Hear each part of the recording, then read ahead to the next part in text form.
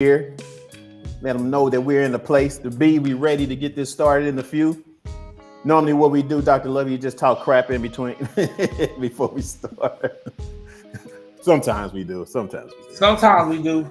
Sometimes we do. Sometimes we forget that we even live and be telling stuff we just ain't like supposed to be right now. You got me all live. I'm looking for something. telling stuff we ain't supposed to be telling.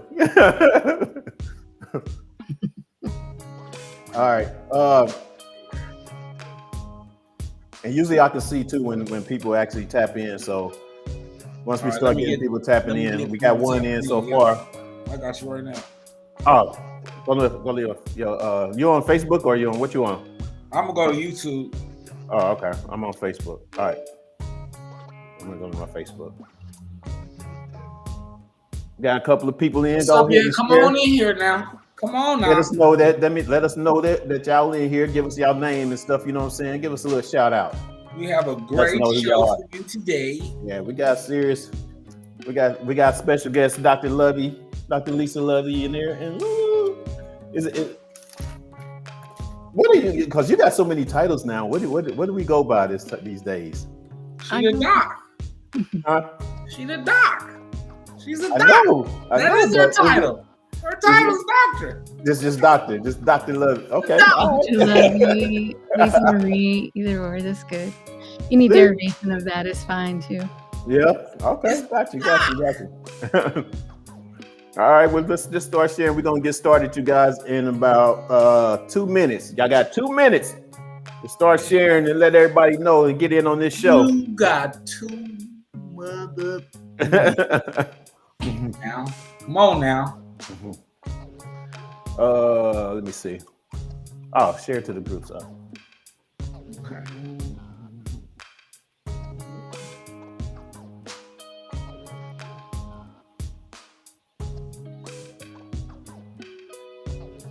For those of you just joining, let us know who you are. Give us a name so we can see these comments. I'll make sure we can see y'all comments. Go to YouTube. Start the broadcasting on YouTube. All right. That way you guys can be part of the conversation. And make sure you like, share, and subscribe, man. You know what I'm realizing? And comment.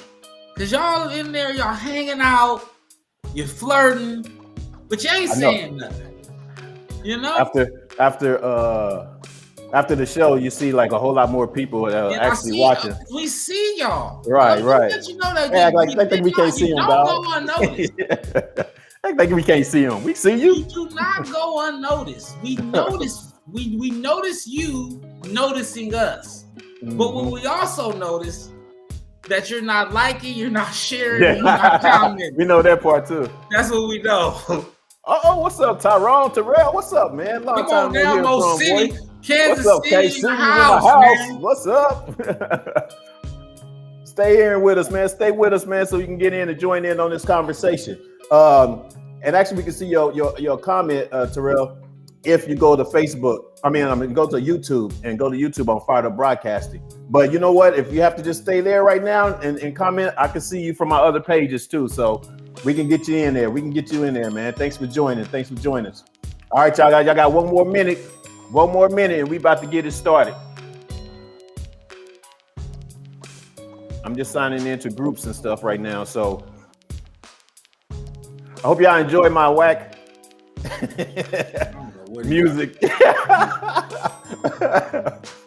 I really don't like it, but hey, it's all the brother can do today. It's all the brother can do.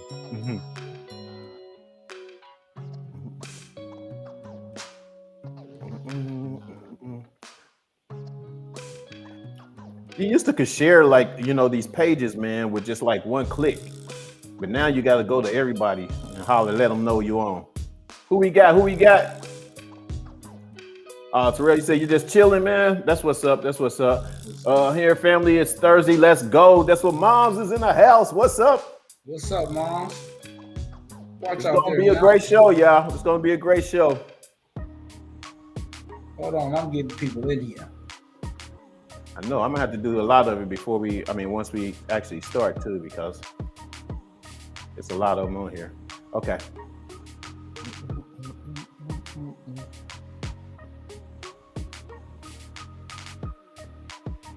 Y'all ready, man? I was born ready, brother. All right. For those of y'all that haven't tapped in yet, we about to go ahead and get this started. All right, baby. Let's go in 5, 4. Oh, wait a minute. Yeah, 3, 2, 1. All our illusions will disappear, and all the reasons start to fade.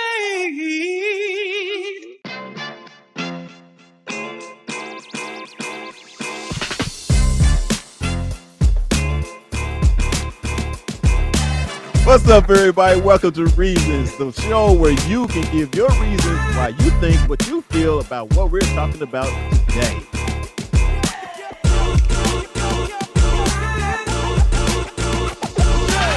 We should know this, man. We say no.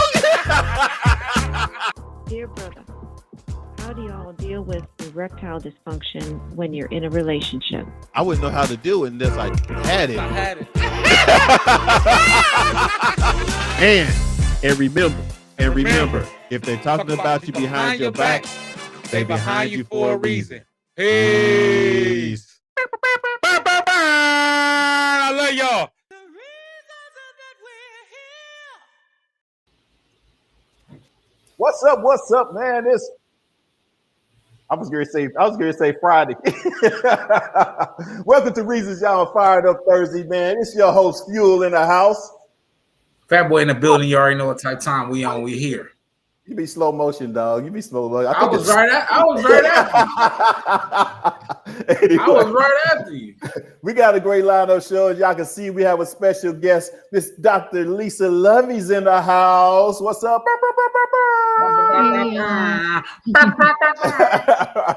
That's what's up. So we got a nice little lineup, man. Just so you guys can know what we're going to be talking about. As y'all can see the title, which is about fear versus curiosity. We're going to get into that.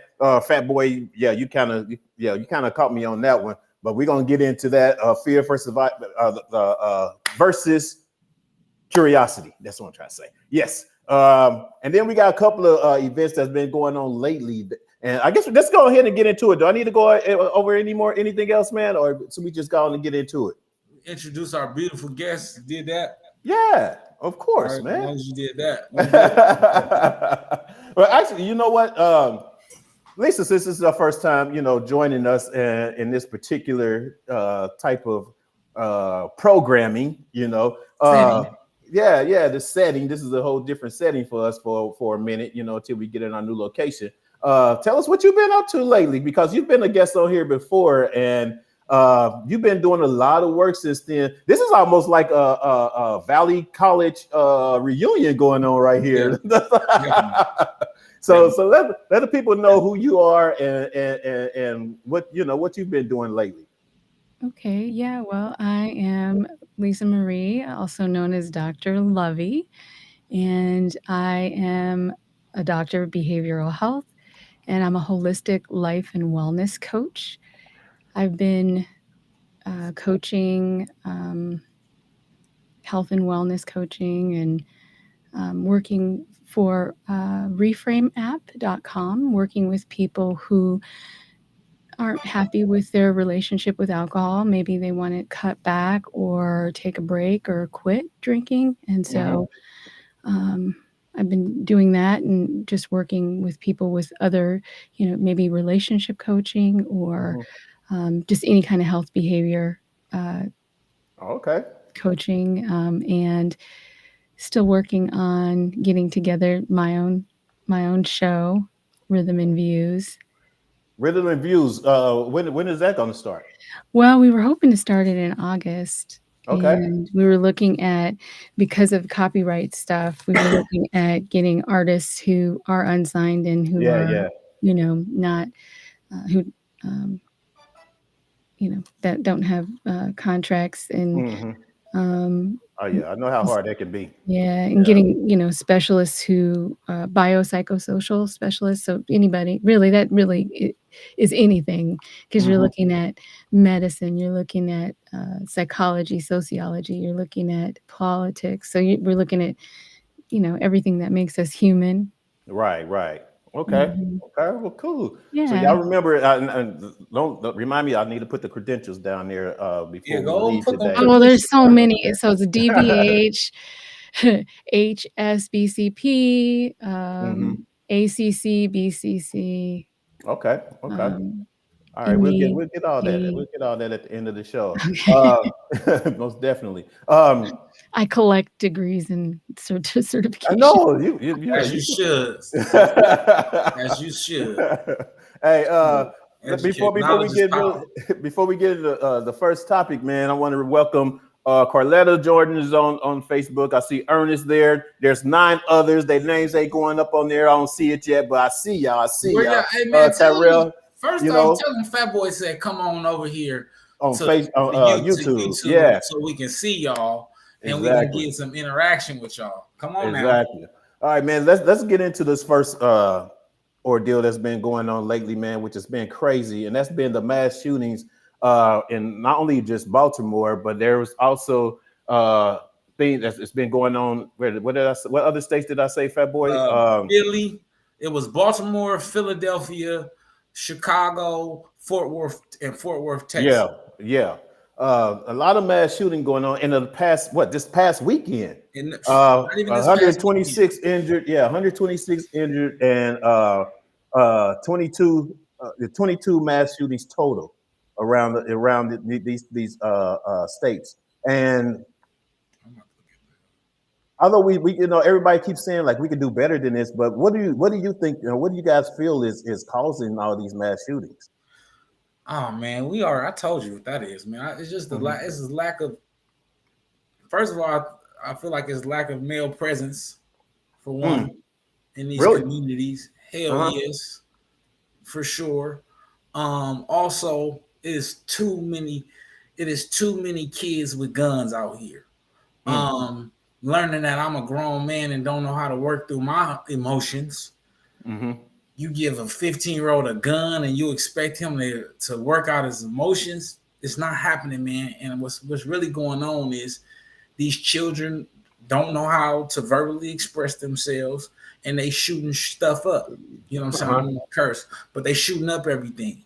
A lot of that is deeper than the surface. It's Mm-hmm. deeper than just saying, "Oh, these kids don't know, they don't care about life." It's a little bit more than that. I think that it's just a different, not a different time. Time is repeating itself, but what has happened is because the advancement of technology and social media, you're able to be in all of these places, and now the news has to report it because they'll be late Mm-hmm.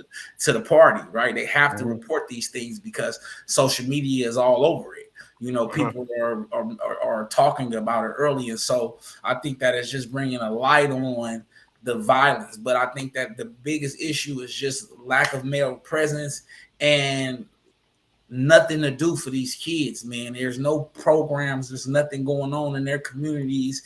There's no real home base for some of them. And Mm-hmm. then you have the perpetuation of music. So you got kids who coming from the suburbs, they want to Mm-hmm. be gangster now, so they running around with guns. So it's a lot of moving parts that's going on with the insurgence of violence in these communities. But a lot of it is just not knowing how to control your emotion and adding a firearm to the situation Okay. and a youth. Like mom just asked, we just got a comment on her. She said, but were they all children? And a lot of Most them, of these are children. most of them are younger Most of these are generation. It's a younger so what's been generation. happening lately is okay, so the block party in Baltimore Mm-hmm. was shot up. The person that they took in was 15 years old. Mm-hmm. The suspect. They had to let him go, but he was 15 or something like Mm-hmm. that. So it's not to blame the youth, but right now the youth are the ones out here really doing a lot of the crime because they have all these weapons. They have a lot of guns out here. I mean, what do y'all think? I mean, I'm thinking just the only answers to that is the restriction on them getting these weapons, but these weapons are mostly on the streets. It's not even really they're able to get them in these pawn shops or gun shops or whatever. A lot of it now is being on the streets though. So let's clear this up. All of these guns y'all think on the street, like that people are buying off the street, it ain't a lot of sources for firearms on the streets. A lot of these guns are actually coming from gun shows that are being repurchased, or they stealing them out of houses and then they coming. But I personally think, this is just me being a conspiracy theorist, somebody is flooding certain communities with firearms to create a certain reaction. Because if you're looking at the guns that these kids have today, they're not regular guns. They're not just the guns. When I was growing up, my mama killed me, but we was trying to get a 38 special. You know what I'm saying? Just to protect ourselves. These kids' guns is like army guns. They got 50 round shots on everything. Where are they getting this from? Exactly. Yeah. Like why is that even available on the street? So let's kill the notion of these are street gun. No, because the average street guy. No, I'm saying that they're that's how they're getting them. I'm not saying that these are, you know what I'm saying? I mean, like you said, someone is putting them in those communities, but then how are these kids actually getting these guns or whatever? And I'm thinking they're not getting it from the gun shops, they're getting it from, from their neighborhoods or in the streets or whatever. I don't think they're getting it from the pawn shops or anything like that. Would you sell a 15-year-old kid a gun? Of course not. Okay, so that's what I'm saying. How many adults are out here selling kids guns? Right. That's the point I'm trying to get at. It's okay. A little more to it than that, right? Because not all these kids are in gangs. Because I have some little partners and he knows some little dudes and they be 15, 16. I'm like, bro, where are they getting these guns? And I'm joking, I'm clowning, but I'm like, I'm serious because I'm like, we couldn't find this gun if it fell off a truck. This is not no regular gun. These guns that they shooting me up these parties with are not guns that I can go get at my local gun store. Right. And my local street dealer who sells regular guns, he not gonna have that much access to that. Right. That's true. Mom said, where it goes? I'll bring it up there. Mom said, I believe it is media and psychological damage and manipulation through some of the violence in the video games. Ooh, I agree. That's an interesting. Yeah. Grand Theft Auto. She said, along with social media and the music. Yeah. A lot of that does play a part. What do you think, Dr. Lovely? Yeah. Well, this is the thing: is that we. Just like everything else in the United States, we try to take care of everything downstream. And we need to start doing some upstream stuff. You know what I mean? Like what I had said a long time ago when I talked to you guys about babies drowning, okay, so there's this village where people are on the side of the river and they see this baby coming downstream drowning, and everybody in the village goes and runs to go save the baby that's drowning. And then they see another baby coming down the river and everybody's using all their efforts to save that drowning baby. And then all these babies keep coming down the river drowning, and everybody in the village is using all their efforts to save the drowning babies. And then one day a lady starts walking up the stream and everybody's like, hey, where are you going? We need you down here to help us save these drowning babies. And she says, I'm going to see what is causing these babies to drown. Right. And so this is the problem, is that we're not spending enough time upstream figuring out what's going on. And and the people who aren't being listened to. And people don't care when they're being told. So like, you guys get on camera right now. Get on camera. Okay, I'm here. All right. So hold your hand up like this. And anybody that's watching, do this. Hold your hand up. Okay. Now put your hand on your chin. Put it on Is your this your chin? No. That's Oh, Right. you said yeah, Right. because we just did what you. So that was my Exactly. point. Yes. That was my point. Is that these you kids? do what you see. That's right. They're watching, and you guys mentioned the videos and all this stuff. They're not just watching the videos.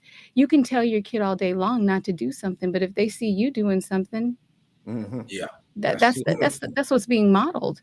Exactly. That's what they're seeing. And the problem though is that children, are basically brain damaged. Their brain is not fully developed until they're like 25 years old.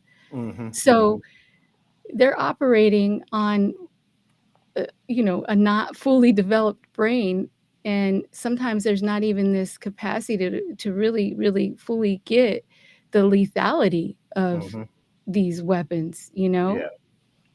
I think we really do need some sort of movement, because we've had movements on everything else. I mean, why we can't get a movement on something like this, that especially is going to help our youth, our young ones or whatever.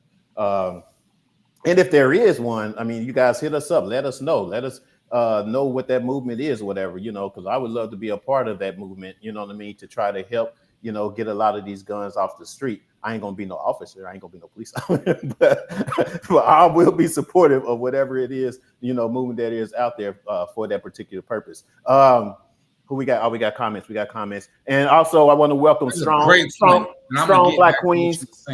Strong Black Queens just joined us. I appreciate you joining us on here. Asia, also. Asia, I don't know how to pronounce the last name, Corvara. I hope I said that right. But she's actually on here as well. Let's see what Rob said. Wait a minute, that's Mom said something else. Let me grab this comments. We're getting these comments real quick. I don't want to get too behind on the comments, so that's why I'm going into it kind of faster, y'all. That's powerful indeed. We have to change what we project and display. That's what's up. I agree. Yes, that she was commenting that to Dr. Lovey as well. Teaching them how to swim, like we was talking about, G, as far as proper firearm training at a young age. Yeah, I agree. Exactly, Rob. I think that's another level to it as well. But I think Dr. Lovely hit it on the head, right? I think she talked about basically addressing the issue at the head, taking the head of the snake. I think that it starts at home. It starts. We got to be proactive. Mom said it. Dr. Lovely said it again. We have to stop perpetuating it as well. One of my favorite rappers is Mozzie, and that's kind of all he talks about. But I don't play it. I don't play it around my children, of course. But I also think that what we also have to realize is once the child leaves the home and the societal pressures that children succumb to as well. And if you're not, like Jack said, if you're not teaching them to swim at home, like my therapist was talking about, giving your daughter, teaching them critical thinking skills by asking them questions about why they like things, or teaching them discipline, or teaching them it's okay to be an individual, that you don't have to go with what they do outside. And so it kind of starts real early. But I think that was so powerful what Dr. Lovely said, and with the analogy in the river, or the story with the river. I think that makes so much sense. You just got to get it at the root.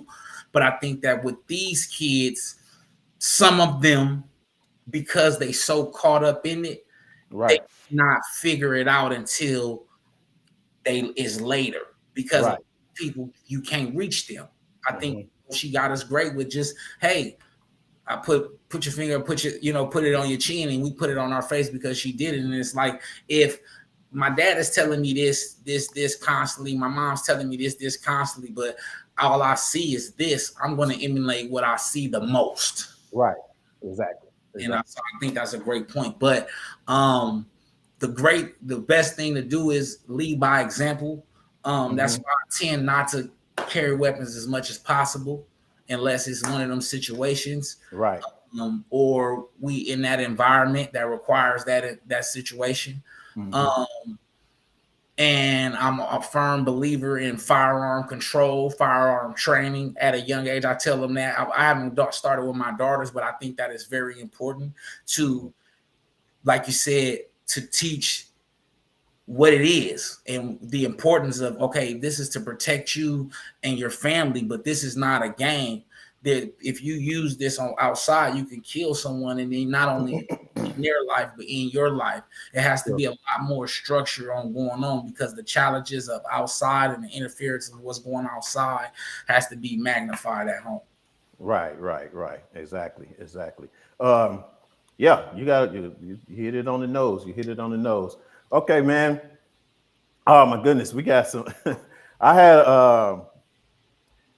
I've seen this over the weekend, and I'm gonna let you guys. I'm gonna pull up this video and let me know what you guys think about this. I mean, it's really crazy to me that someone thinks this way. But anyway, I'm gonna let the video speak for itself, and then we'll come back and we'll comment on this or whatever. But it's basically for those who are just listening as opposed to just watching us. It's a video of a young lady that's actually stealing money from her husband, and I'm gonna let y'all hear it and let y'all know how it goes. All right, coming up. Here we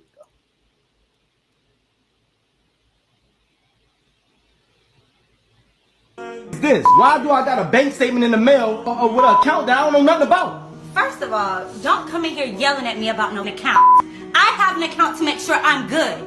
That's why the account is there. Why are you taking money out of the account while I don't know? You are my husband. I have to make sure I'm good. If we were to ever get divorced, I'm not about to be out here with nothing. We gotta make sure we good. This don't got nothing to do with you sitting taking money out of the account that I work hard for. Do you not work for us? Are we not a family? This is working for you. This ain't working for us. No, it is. I have to make sure I'm good. I'm a woman. If you were to leave me, I need to be okay. What is the problem? You need to be a problem. What's wrong with you? Listen, check this out. At the end of the day, you can account for that. I work hard and struggling.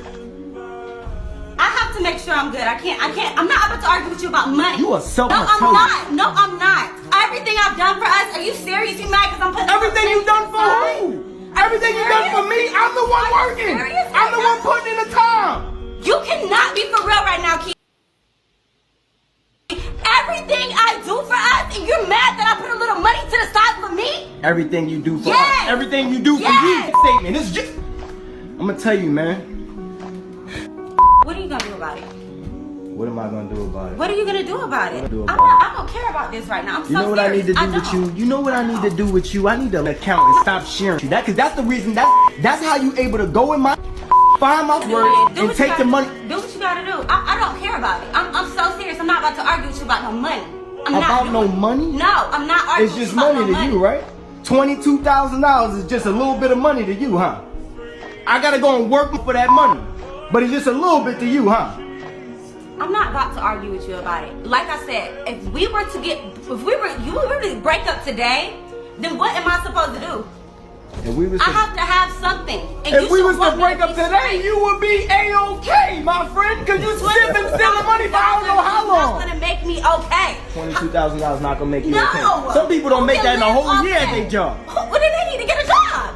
Who can live on 22? You acting like I stole $100,000. Come on. It's money you've been giving me that I just put a little bit to the side in my own account. Why have you been taking money from my account and putting it in yours without me knowing? $22,000 is a lot of money to be missing. You live in a nice house. I pay all the bills for you. I go to work every day for you, for the family, for the kids. Don't argue with me about the money when that was our agreement. That was our agreement. Now, you mad about me putting money to the side? I'm not giving it up, so I don't care. What do you want? Like, you can do what you need to do, but I don't care. I'm not. Yes. Agreement? Yes. It was agreement for you to take money out of my account and me not know? When was that agreement made? Because I don't know. I wasn't there. You asked for the money before I put it in my account? Yeah, baby. You should be asking. It's ours. It's ours when we make something together. That's when something is ours. When two people make something together, then it's theirs. If one person provides the whole situation, it's not an our situation, baby. It's a my situation. So you're mad and you that stealing from me because I didn't give it to you. Stealing. You share an account, and I made an extra account, and I moved money to my own account, so I would be straight. You something else. No, I'm not. No, I'm not. You something else. No, I'm not. So let me ask you a question. If I took $22,000 from you, that'd be okay? You my husband. Do what you need to do. But no, you wouldn't be taking. Of course you saying that when you're not the person working 10, 12 hours at a time. Okay, I had to stop it, man, because it was, I think it was so ridiculous. That was ridiculous. Hey, I got one question. Did I just watch that? Right. Like that really happened? That was happened. real? Yes. And shout out to what was her name? CC. No, Zoe1804. She had posted that on TikTok. So I just want to give shout out and credit to her for bringing this forth for this conversation. I'm gonna start. Doc, I want to hear what the doc got to say on this one. Okay, yeah, let's go, Doc. I don't have much to say. I was trying to stall. Okay, Doc. Do you think she was right, or do you think she was wrong, or what? Where you think her mindset is as having a feel like that she deserved to take the money like she did? What do you think? Well, to me, this is the one thing that got me. This is obviously I see what you did there, Doc. He's a damn good man. He's a damn good man, because not only did he was explaining to her, how wrong she was for doing it, and even when she was saying she didn't even care or whatever, this man didn't say, well, you know what, if it's gonna be like that, if our marriage is like that, then we through. You know what I'm saying? He didn't go there. He's trying to explain or trying to understand, why do you think? And in my mind, as I'm watching it, I'm thinking, no, she set you up to leave. She's setting you up to leave. If her mindset is, if we get a divorce, why are you even in that mindset? And she probably cheated. If we get a divorce or whatever, I'm gonna make sure that I'm all right. As if she was with somebody else and they was like, well, what you gonna do if you leave him? You ain't gonna have no money. Oh, yes, I am, because I'm taking his money out of our account. She cheating, bro. You know what I'm saying? And I think that's the that's the most ridiculous. But I'm gonna let you go. What you get from it, Fat Boy? I'm still shocked that someone would think like this, right? Oh no, I'm not shocked about that. I'm shocked. I'm shocked that she was so serious. Yeah. I'm not shocked she thinks like that, because society happens. That happens a lot. I just feel like he a good man, but he a fool. True. Because if he stay with her, that's a red flag. Yeah. That's a red flag. That means she preparing for a life without you, big dog, and she using your money. She different. Yeah. She's a different kind of individual. Yeah. I also the after now I'm stopped the clowning. On a serious side, it was extremely toxic. It almost triggered me. Yeah. It was so toxic, bro, because you supposed to be a team. So why are you preparing to leave? One. Two, this is what I was telling you about why I believe that it should be a team effort in the household. Yeah. I don't believe in that, oh, I'm taking care of the whole house, because that type of stuff takes place. Well, that's how they had it set up, though. That's how they had it set up. No, but it ends up potentially being like that. I think that it's a team effort, a constant team effort at all times, and it's constantly being reinforced into the relationship that we're a team. This kind of behavior, she know that shit is unacceptable. Right. Well, in his mind, it was a team, because he knew that they had a joint account, and he's putting into this joint account or whatever. But she's taking out of this joint account and putting it in her personal account. Up to $20,000, up to $22,000. Man, she stole.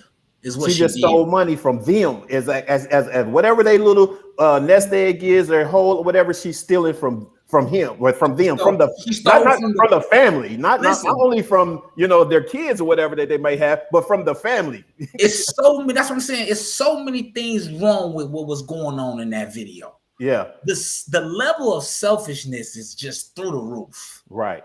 She said to the man that is providing and taking care of her all the things that women want, You have it in your hands, and you are preparing to leave him with this money. You taking away from the children. You're taking away from the family. You being secretive about it. This sneaky. It's mischief. It's malice. It's so much. It's so much stuff going on. Just then, when he confronts her about it, granted, I think he could have confronted her a little bit better, but I would have been really. Absolutely. I don't and I'm gonna tell so. you why. I'm gonna tell you why. I'm gonna tell you why. And I'm learning this. Right. When you addressing certain issues, first of all, you can't give a person an escape route by yelling, because now all they focus is on you yelling at them. And guess what you did? You switched the energy from, because that's exactly what happened. She switched the energy from her to him. Because now she on pure defense. She's trying to matching his energy. Came in, hey babe, we need to talk. I found an account with $22,000. I want to know, and this now is my therapist. I gotta ask you. And this is how I would want to do. I mean, right? I get where you're going with that. I get where you're going with it. But even if he did, and this could have been before even, we don't know if he came in that way correctly before that video as he well. Looked like he kicked the door in right there. But the point is, the fact is though, he did ask her about it, and he's talking to her about it instead of just being like, he stayed calm though. He didn't get on some, he didn't get on some very harsh verbal comments back or argument back at her or anything like that. He didn't have to like that. No, because he come to her level. He was kind of like me. I would have been I would have been frustrated. Like, how in the world do you think this is okay? Yeah. In what world do you think this is okay? So I have to ask the doc. Yeah. Is this grounds for divorce? Well, it's not about the money. There's, it really that's what I'm saying. Forget the money. Yeah, it's not about that. There's other things that are going. Yeah, there's other things that are for happening. Divorce. Yeah. There's other things that are happening. We don't know what has gone on, and we don't know what has triggered this response from her that she is doing this. That's a good point. So you think it has more? It's more about the money, like you said. It has something more to do with their relationship as opposed to the whole money situation. I don't even think it's about their relationship. I think it's about past trauma and past situations, that have led this feeling of mistrust and insecurity and needing to steal from themselves, right? And then his reaction, we're going to be talking about fear. I think he had a threat response. He didn't handle it the best, but sometimes it's kind of pre-linguistic, precognitive, before you can even think, before you can even speak, right? That fight, flight, freeze or fawn reaction just happens. And then you have to take a step back, but by then you're already in hyped up and I agree. Okay, let's see what our viewers are saying. What we saying on viewers? Oh, and shout out to Darren Quest on Facebook. Leonard Whitley's on Facebook. Marshall, what's up? Marshall's on Facebook. Kim, so I want to shout out to y'all on Facebook. Go to YouTube and live on Fired Up Broadcasting, you guys, and y'all can get in on these comments as well. If y'all want to make a comment on Facebook as well, we'll read those. Crown is in the house. She says on the video. Yes. On the video, she's tripping. That ain't cool. Absolutely. That's what I say. Short and to the point. That's what I say. That's right. She's tripping. That ain't cool. Right. Go ahead, Fat Boy, on this one. This is mom. Mom says, "Wow, she is oblivious about what it means to be married. She is plotting to leave him, and she doesn't trust him, or she doesn't respect him. Wait, what agreement? Not cool. Wow, 22,000. Shaking my head. What the hell? What the hell? Right. You know what I'm saying? Travis says the entitlement and the audacity is crazy. Absolutely. Yes, exactly. Mom says facts. Like she said, this is an arrangement. Ain't no marriage. That's what. Hold on. That's what. Who said? The girl. She said this was an arrangement, but that wasn't agreed. That wasn't the arrangement, but she took it. That was her justification for what she did. You. Okay, I got it. There was a lot of shit going on in there. Excuse me. Right. Go ahead, dog. Go ahead. We got a few comments. Carletta says, now I do have a problem with him saying since he's working, it's his right. It's all ours, but she shouldn't take it from their account to put in her own account without discussion. I agree. And and that's what I was saying too. Even with the approach, if he wants to get the right point across, and this is what I'm learning. I don't always do it. Do you get what I'm saying? But if he want to get the right point across, he can't come in there and get frustrated because he needs her to know, and he can't give her out by giving her an emotional excuse. $22,000, dog. Yeah, absolutely. I'm gonna be frustrated at some point because I'm shocked that I even found this out that you've been doing this to me. He got so frustrated. Listen, he got so frustrated, like Carletta said, he began to be just as selfish as her. Right? It didn't become what it initially should have been, which is letting her know why that is not cool. Well, it sounds like to me he's trying to understand what makes her think that is cool. As men, he never got a proper chance to articulate his emotions about the situation because he let his frustrations give her an out. Because of her response.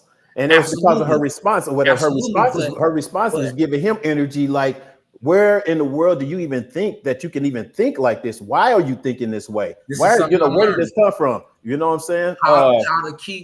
How to keep your wits when everybody is losing theirs. Yeah. Marla says she either cheating or playing or her plans was to get it back and leave it. Yeah. And jump. Jump.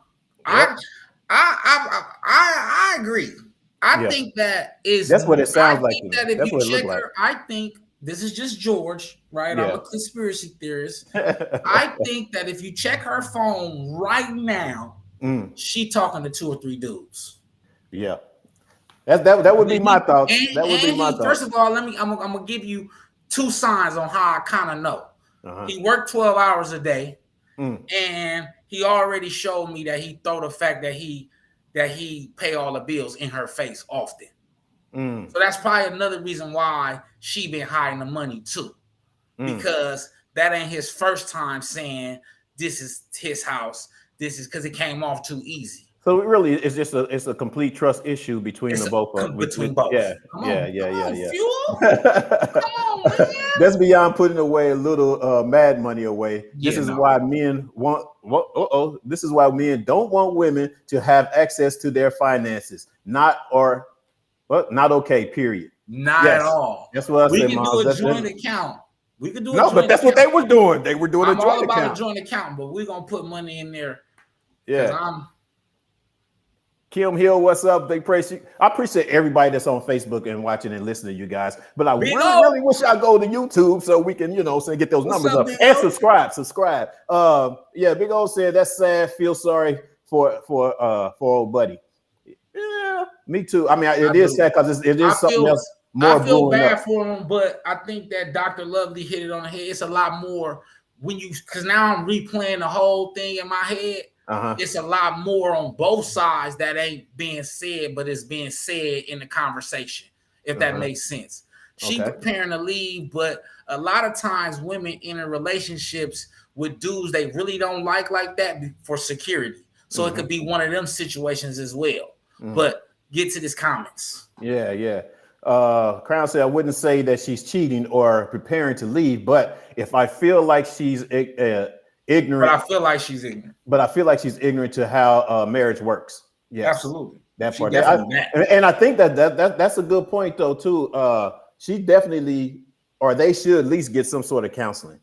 You know what I mean? What do you think, Dr. Lovey? Yeah, it's not gonna hurt. Yeah, I don't think it's gonna help either. said that she's probably seeing somebody else. Yes, that's kind of what we a lot of people take from this as well. A lot of women are taught how to actually handle joint finances. She's probably like most and picking up ideals from friends and TV. I agree. That's a basketball watch too much. That's Watching a too much. basketball Yeah, wife basketball move. wife move. Yeah, That's a basketball wife reality move. TV. Yeah. Wow. Okay. What else you say? Very true, fat boy. It should be healthy communication because no one really pays attention during yelling. They're just fighting to be heard. Absolutely. Yes. So yeah, you do have a point with that as well. And this is why I say, no matter how frustrated, and I'm learning this. Yeah. I'm learning that every time I come in hot and I don't use my tools, I end up apologizing about some shit I was supposed to be expressing my feelings on. Because I get to tripping and go too far. Now I gotta put my feelings to a side and console hers because I didn't let her take me out my character. And the only person we can control in the situation is only one person we can control, and that's ourselves. That's right. Okay, so Dr. Lovey, what would you say the exercise? What would be the thing to do in order to get to that point, to get to that that mindset, you know what I'm saying, to be calm enough to have just a regular conversation? Because sometimes when you learn something and you're thinking that someone is actually doing something harmful to you, you don't really have time to react to the point of, oh, let me calm down and talk about this first. I'm gonna be cool. I'm gonna go at it. But then even if you are that person that just calm down, cool, go at it, ask her the question or whatever, but then she comes at you in a very vulgar way, you're going to want to be like, and then it's going to escalate. It's going to escalate. Yeah, but like my lady says, that's when you exercise emotional intelligence. How do you exercise that? Is what I'm asking. By understanding that even though I'm being triggered, I need to remain calm to properly articulate my emotions. Because if I don't, the moment that I allow her to trigger or allow them to trigger me, then I will not be able to get my point across, and it will not be a healthy communication. So once they trigger that, though, would you walk away or would you, how would you? And so that's when you're learning, and this is what I'm learning, right? Because I'm learning how to be triggered and continue to, all right, oh, I caught that, and like, all right, well, not fly off the handle, but still stay consistent with my point and said, hey, that still isn't the point here. And then like my therapist even asked a question, well, what did you mean by that? You feel what I'm saying? And just to still continue to maintain your calmness, because that's the real key to any situation, especially a situation like this, because what you don't want, right, with all that frustration and anger is to harm her. Because when you allow yourself to get caught up with frustration, right, and with to that degree of $22,000, then he could have potentially lost his whole cool. Yeah. And then we talk about it on the news. So we got to start early. Kind of like the doc said earlier about the baby coming up. We got to go to the top of that mountain. We got to go to the top of that river and kind of cut it up. Hey, let me control me. I know she's going to be yelling. I know she's going to be trying to diffuse the situation, but let me stay on the topic. Yeah. It's absolutely hard. Well, it sounds like it's something I have not mastered yet. Well, but what I'm learning after I don't practice it, I realize that I make a fatal flaw for myself. It doesn't affect them because I end up my two things happen. I end up bottling the emotions up again, one, and then secondly, I never get to verbalize them. I never really complete my true intention, and he didn't. It just turned into a yelling match. He never really, because really what he wanted to say we're supposed to be a team. Why are you taking from us? He sounded like he wanted her to give him a real explanation as to why a valid explanation as to why she does something like this. Now, some people, and this is why, some people don't don't have that snapback personality, Or say, for instance, Dr. Levy, because you're married, right? And you basically, when you talking to your husband or whatever, you probably have a calm, because of the fact of what you've learned and how you learn to communicate and everything. You have a calm response to whatever, as opposed to threatening response or a jumping at you response to someone to make them react. You know what I mean? And that's the thing that basically, I guess I would feel that we would have to learn. People would have to learn, because I know, like the young lady that I talk to now, she's like so calm and so cool that I can't come at her like that because of way her, you know what I mean? It's kind of like I have to match that energy in order to have an understanding and, for that communication to go forth. You know what I mean? But I can't just, if I come at you like bam, bam, bam, nothing's going to get done. Nothing's going to happen. So what would you say is, Dr. Lovey, would you say it does take a certain one of those person's personalities in order to draw back to you know what I mean? Yeah, absolutely. Nothing's going to be solved if you come at somebody and the other person's on the defense. Mm-hmm. You're not there. You're not. If you're on the defense, you're not going to even want to answer the question. You're going to want to fight back. Mm-hmm. And our brain's goal is to make the decision that's going to keep us safe. Mm-hmm. Mm-hmm. If there's a choice that's going to get us away from the perceived danger with minimal harm, whatever it is, whether that's to fight or to run away or mm-hmm. to freeze up, which happens, or to fawn. Mm-hmm. I don't really care for that term, but that's the way that's used in a threat situation. And that is the appeasing.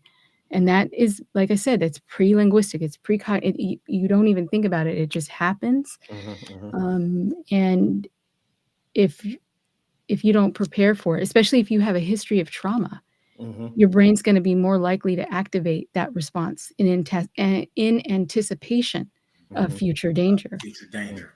Yeah. Mm-hmm. Okay. I deal with that. Let's get into you're right. Let's get into real quick before we switch to our next comment. I mean, our next topic. Couple more comments, and we're gonna go into our next topic. Go ahead, boy. Okay. Mom says that's why I said this, because in her demeanor, it is a display that maybe she was in it for the money. But like Dr. Lovely said, there's something else going on with them. You can see it in her response. I agree. I do too. Yeah, I do too. I think that it's a lot more underlying things that maybe he could be responsible for, not excusing her for what she did, right? True. But it's definitely some things that he said that was red flags as well. Exactly. And being on my new journey, I can't just be on him and be like, she wrong. Right. She absolutely foul for what she did, but he also, but that comes from somewhere. It comes from somewhere, it stems from somewhere. But he also ain't being streaky clean in this situation, right? He definitely fueled the fire to this situation, and there's also some underlying things that ain't nobody addressing that we don't know. So, because I'm learning that women do stuff like that out of a response of fear and lack of security. Crown said being calm during a situation like that is easier said than done. It takes practice and time to become second nature, learning to think before you speak. That's what I was getting at as well, Crown. It is when you get right in the midst of something, but then that's why I said it depends on that other person too, and their personality is the only reason why I'm able to, talk to I'm only able to talk to certain people that is as calm as I am. You know what I mean? Or say like if they're calmer than me and I know their response is I'm gonna get a better response from them by being on their level of calmness. Does that make sense? Mm-hmm. You know what I'm saying?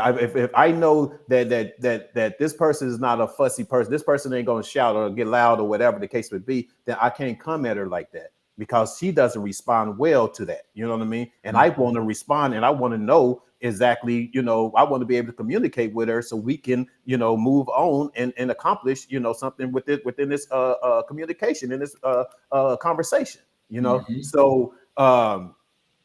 So just like you said, Crown, it is it's not as easy as it's saying to be, and it does take practice, but especially when you're in a marriage, you know what I'm saying, it takes even more practice to understand that with each other. You know what I mean? And you should, to be honest with you, a lot of people should understand that before you get married. You know what I mean? That's something that should be happening before you get married. All right, let's get into the next one.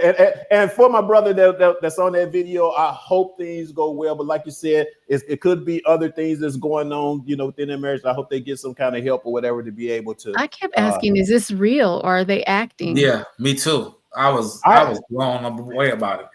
I mean, I'm not blown away that she put the money to the side. I just think that.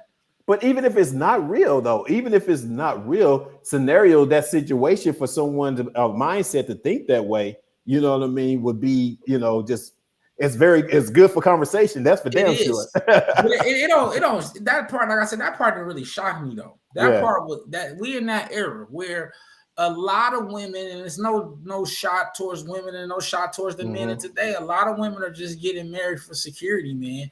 And there is no real emotional connection there out there. Right.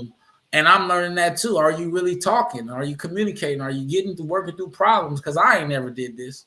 Right. I ain't never really fought and kept going and then get into an argument and do it again and then be cool and then get into that shit's serious. That should take a lot of work. So people ain't really getting in it for that. They getting in it because a person got a nice life for themselves and they can see themselves in it.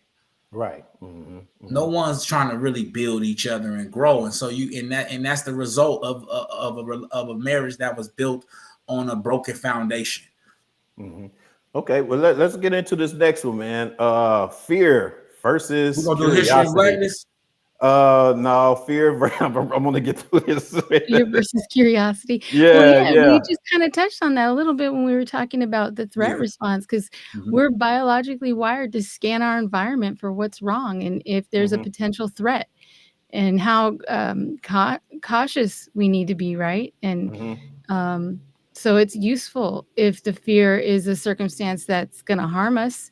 But the problem is that a lot of times what we're doing is we're facing fictional things that aren't a real threat, and or we're creating them in our own thoughts, right? So like things not being in control, being insecure, having anxiety, being fear of embarrassment, overwhelmed, fear of stress, fear of inadequacy. So the problem is in our brain, and our brain reacts the same way, whether it's a real or perceived threat, right, or fear, right? Okay.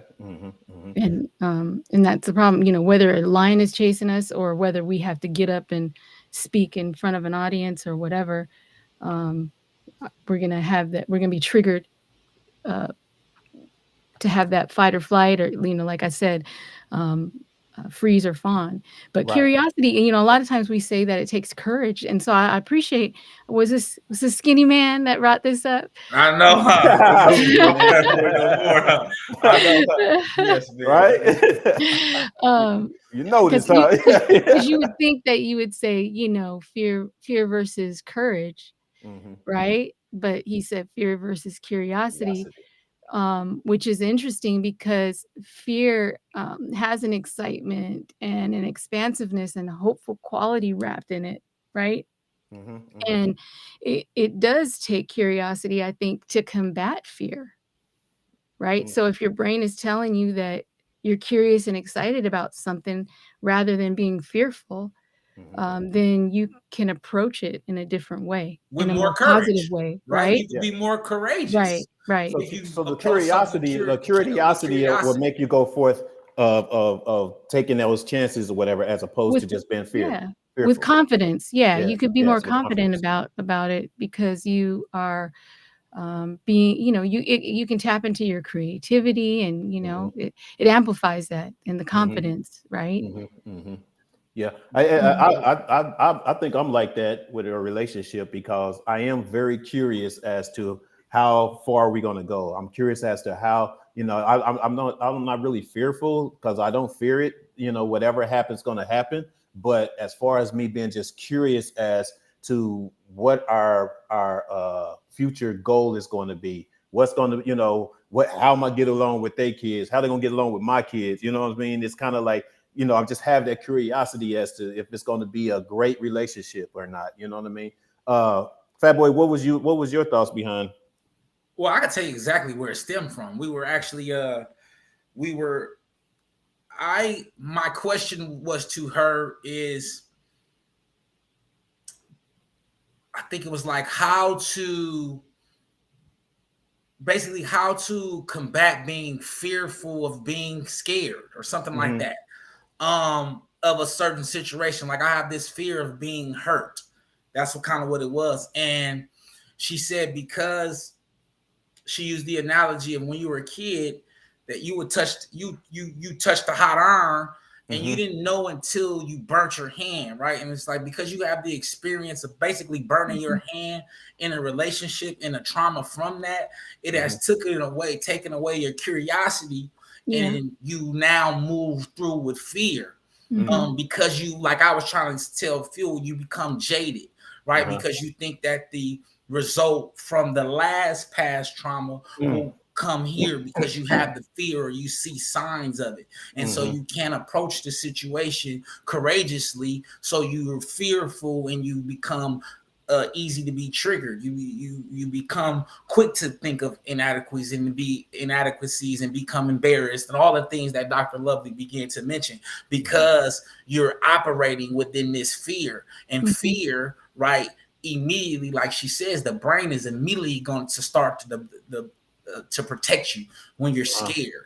And most of the time when you're in that period and you're not leading with curiosity, that's why the communication becomes detoured, right? Or blocked, because now I'm operating out of my fear and I don't want to let you in. And instead of, hey, being curious about it, hey, curious about the situation, like he should have been curious. Hey, why did you, like, what was the purpose? Why did you think that I'm going to leave you? Why did you feel that you need to put $22,000 to the side? Right? That's curiosity. He more led with a fear, right? It's like, I'm scared that you're going to leave me, or I'm scared that you're stealing, right? It's just the same thing. It's just kind of approaching the situation with a different mindset. And so I noticed that when I start to lead with more curiosity, that I get a better result in our communication. Because when I lead with the fear, I allow these triggers to come in easily because I'm operating in the fear. So I already know how this going to end. So I'm basically killing my chances before it starts, because I have this idea that it's going to end like it ended the last time. And each situation is different. And by removing the fear and going with the curiosity, you become more courageous in those situations. So I have a question. Is there still some sort of fear in a relationship? Although you have the curiosity, is there still some sort of fear to a certain extent within within a relationship? Absolutely. Fear is the precursor to valor, to courage, to all those things. I mean, there has to be an element of that there. I think when met with fear, approach fear with curiosity. Which then makes you courageous, because even though you don't know what the end result will be, you have faith that it will be okay. It's easy for one to, and then when it is okay, then that causes the confidence, and then the self-efficacy, and then that self-efficacy is your confidence in your ability. So now, can one confuse that though? Can one confuse the being in a state of mind of fear and the curiosity within that relationship as well? Can you confuse that? Because I mean, I might be, great point. It's great. You know what I mean? Like, can you confuse the two? Like I might not be really fearing it, or I might be really curious, but I'm also fearing that something may happen. I think when you're fearful of something because the way that you react. I think that when you're curious about something, you truly are in an unknowing state. So you don't have an opinion either way. You truly want to know, right? When you're fearful, you don't want it to be bad. You don't want it to. You want it to be what you want it to be, right? Right. When you're kind of curious about it, hey, I'm kind of curious, right? We were curious about what Dr. Lovely. So you didn't have an emotion about what she was going to say, right? You really wanted to know what she was going to say because you didn't lead with fear. Now, if you were scared what she was going to say, then you made it. As soon as she said, so it's all what you lead with, is what you're saying, huh? You're saying it's all what you kind of lead with when it comes to it? Because no, it's just understanding that curiosity comes from a pure place. Let's just put it there. It really is like Skinny Man said. It really is it really is you got a new nickname, dog. It really is a reframing of your mindset because you know when we experience the fear, our brain reroutes that energy to the amygdala, and that's going to slow down processing in other areas, and there's nothing you can do about that. That's happening in our brain, right? And it's going to stimulate other stress hormones. We're going to have more blood circulation, right? So we can be ready to throw blows, right? I mean, there's all these things that are happening. There's nothing you can do about that. But what you can do is recognize that and say, okay, I'm having this fear. I'm having this threat response. I am scared. What can I do with this? And then having that mindset, like, okay, maybe I can shift this a little bit and be curious. Right. Am I really, really, what am I afraid of? Maybe what are the possibilities? What my brain is perceiving this as danger, but maybe there's something that's possible here that I can get curious about. Okay. Can you get too curious to where it ends up being fear? Where it ends up being danger, you mean? Yeah, like absolutely. Fearful, you know what I'm saying? Oh yeah, you could be so curious that you don't have caution. Yeah. Okay. Absolutely, but if the fear is there, there's going to be caution. Yeah. Got you. Okay. All right. Nick is in the house. What's up, Nick? Hey, Nick. Lust is in the house.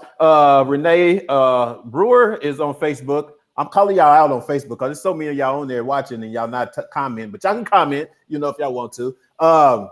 Yeah, so I think you guys hit it on the point with it, and it actually kind of answers some of my questions when it comes to it, because I do go into the relationship with more curiosity than fear, and I also go in with a positive attitude, you know what I mean, and not like you said, Fat Boy, not bring your past into that situation, in whatever situation that you're having, even though something may trigger and you might think, but everyone may have endured in that certain situation a different way, and handled it a different way. You know what I mean? And sometimes the way they handle it then may be the way to help you from a past situation that wasn't handled correctly. If y'all follow. So what I do, because this is the thing, is that when you notice it, you have to reactivate the logical part of your brain, right? We have what's called the phenomenon. It's the actual thing that's happening right now, right? And then you have the story that we tell ourselves about what's happening. So if somebody else was across the street watching this or watching a video of it, what would they say is happening? And am I telling myself the same thing? Or am I making up what's happening based on my history and everything else that's gone on? And what evidence do I have to support this story that I'm telling myself? So activating that logical part of our brain, like, what evidence do I have to support the story that I'm telling myself? Got you. Questioning, this. Yeah. Okay. That's what's up. I hope you guys learned something from that. Did you have any more on that, Fat Boy, or are you good? No, I love it. Great point. It's hard, absolutely easier said than done. What I'm learning is it just kind of takes the constant work. And I think the doc hit it on the head, right? By just saying that I think that that's where I'm at right now, is recognizing. I think that you become so fearful that you are afraid of the fear, right? You're afraid of acknowledging that I'm embarrassed, right? You're afraid of acknowledging that I'm ashamed, right? Because you're not leading any of that shit in curiosity, right? Because you've become so fearful of the trauma of being hurt that you're not going, and it starts to pile on top of, right? And so I would say that even though it is hard, what I'm learning is it is very important to be more curious, because every time I lead with fear, I put my foot in my mouth. Right. Because I think the fearness will bring a lot of negativity, right? Say it again. The fearness will bring a lot of is more of a negativity, you know what I'm saying, that you basically would bring, right? Is that what you're saying? I wouldn't even say negative, because we our therapist says words. It just brings a different energy. Okay. It brings a combative energy. It brings a defensive energy, right? Okay. Right. Not necessarily negative, because what I'm learning is that until you learn the tools, you don't even know that it's impacting you in a as you would say, a negative way. Right. It is just you and how you've dealt with these kind of situations throughout your life. Right. I'm learning that today. Like, I noticed that these situations, I react this way. It's only 4 of them. And I'm learning how to guide through that and learning to go be more curious about those situations. Definitely it's hard, because I'm become jaded. Like I said, I've allowed so much fear to kind of consume me, and not fear of a person, but fear of emotional intelligence. Got you. Yeah. Well, that makes sense. Fear is survival. Absolutely. Yeah. If you didn't have it, I mean, just think about curiosity. Oh, nice kitty, and it's a lion, right? You don't go pet the lion, Right. out of curiosity, yes, and get your head bit off, right? Yeah, exactly. So you got to have fear. That's Fear of important. survival. Okay, got you. Cool, man. Well, I'm glad we got that out. That sounds pretty good. Good. I hope you guys out there listening got something from that as well. I guess we were real quick before we get into, because we are going to get into behaviors, which basically still kind of coincide with what we were talking about today. But we're going real quickness. I mean, real quickness. The quickness. But real quick, we are going to talk about the history and Blackness that we also give you guys, a taste of every week. And Fat Boy came up with one, and I'm gonna let you take it, Fat Boy, because I really don't know about this guy. What's his name again? Noble Drew Ali. I don't know a whole lot about him, so I'm gonna let Fat Boy educate us on this real quick. So this here is history and Blackness. Go ahead, Fat Boy. It's all yours. So in a true fashion, I'm gonna say peace moles. The Honorable Noble Drew Ali would say. The Moorish Americans would say. But like you said, Timothy Drew, aka Noble Drew Ali. He was born in 1866 in North Carolina. He died in 1930 in Chicago. He is the founder of one of the first Black movement religious groups here, which is the Moorish Science Temple of America, which he founded in like 1913. There is rumors that because his biggest pride was establishing nationality for America's for the American Negro, or the so-called Negro in America during the time of racial segregation and things like that. And so he wanted to establish nationality. It was his biggest. He felt that was the most important thing of the day. Is establishing nationality from those who so-called come from slave descent, because his thing was that if you don't really get into nationality and you don't claim your nationality, everyone with the nationality has a home. And what he did was he established our home as Morocco. I happen to be descendants of the original Moors, because I am a descendant of a Moorhead. So we've done our family tree, so we can always go back there. The Moors, just to give you a backstory on the Moors are known as pirates, but they ran Spain and owned Spain, or had ruled Spain for over 900 years.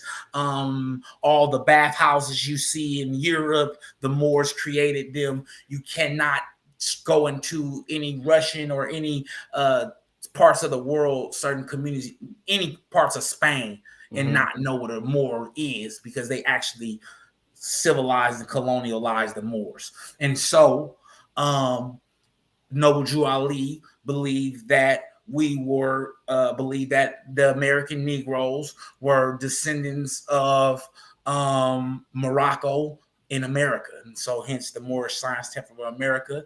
He is known for creating his own religious book called the Circle Seven. It was called the Holy Quran, and it's known as the Circle Seven.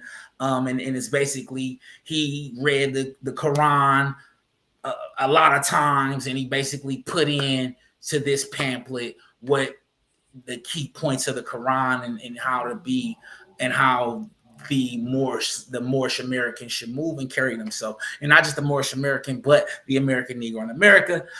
He was eventually locked up for a shooting or some type of crime, but never charged, but did like 13 years. They let him go. He died of like tuberculosis or something like that in 1930.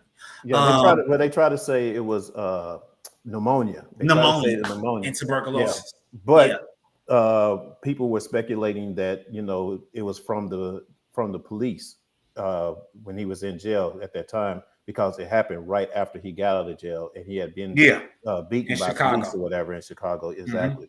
So I think that was an interesting, fact about him too, or whatever, and it goes to show, or goes to say, as far as how a lot of our historians basically ends up passing away,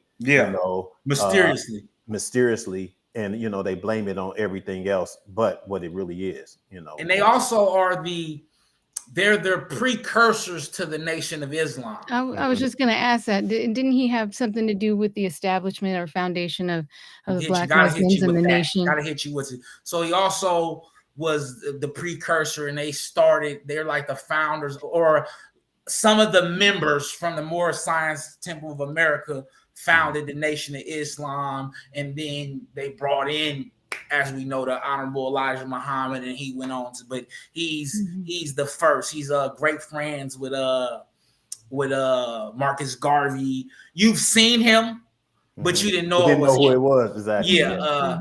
I remember, and we can go on, but I remember my African American studies teacher.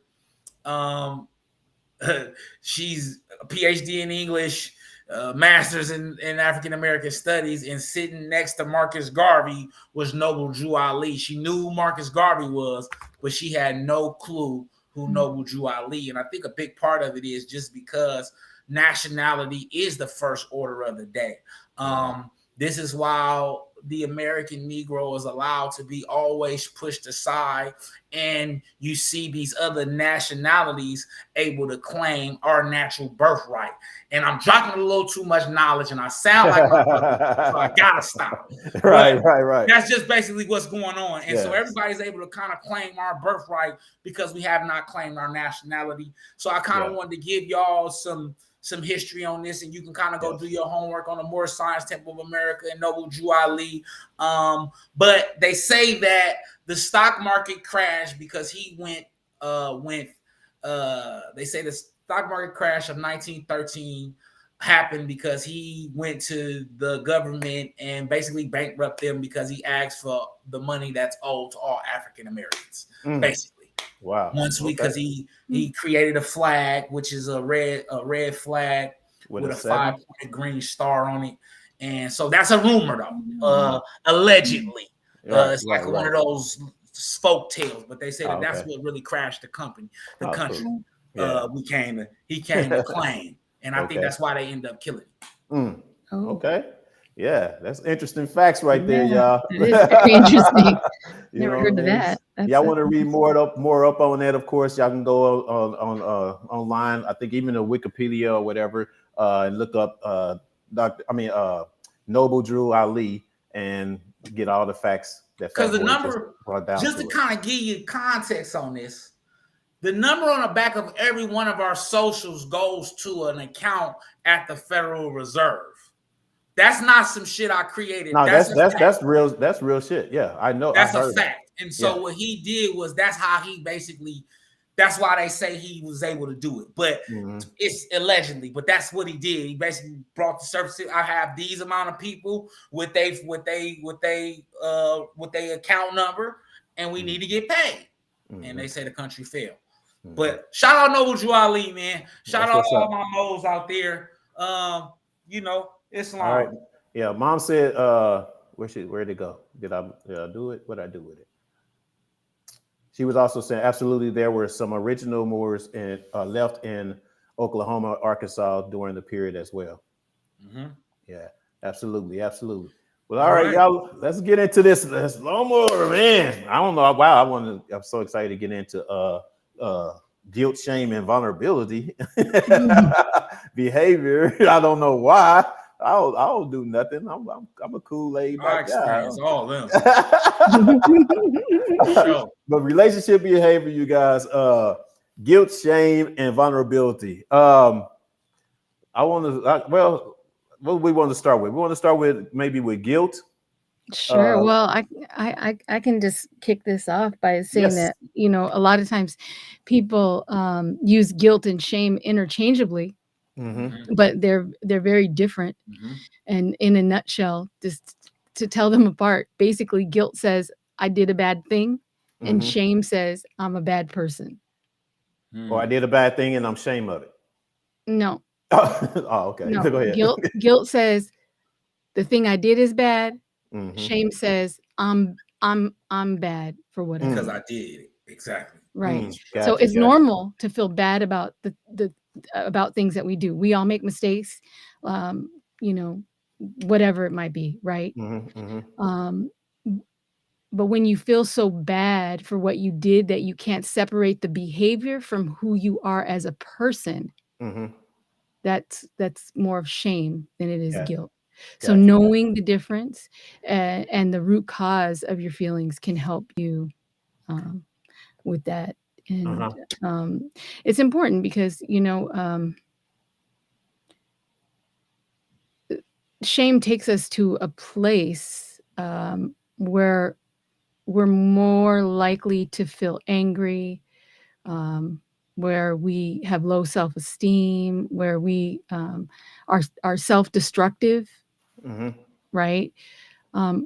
Guilt is different because when you have guilt, you're more likely to apologize and attempt to repair the situation, to feel compassion.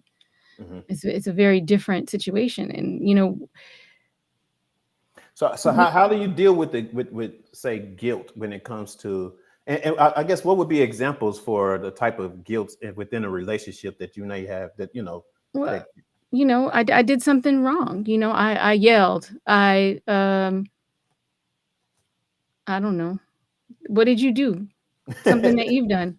Think something you've done. Yeah, seriously. No, something you've done. That I've done and feel guilty about? I snapped at my husband. I apologize about that. So that's guilty, and I apologized, right? So, but what would not be good is if I was like, I'm a piece of shit because I snapped at him. So now, I'm a horrible person. See, I'm always doing shit like that. I'm just gonna go get a drink.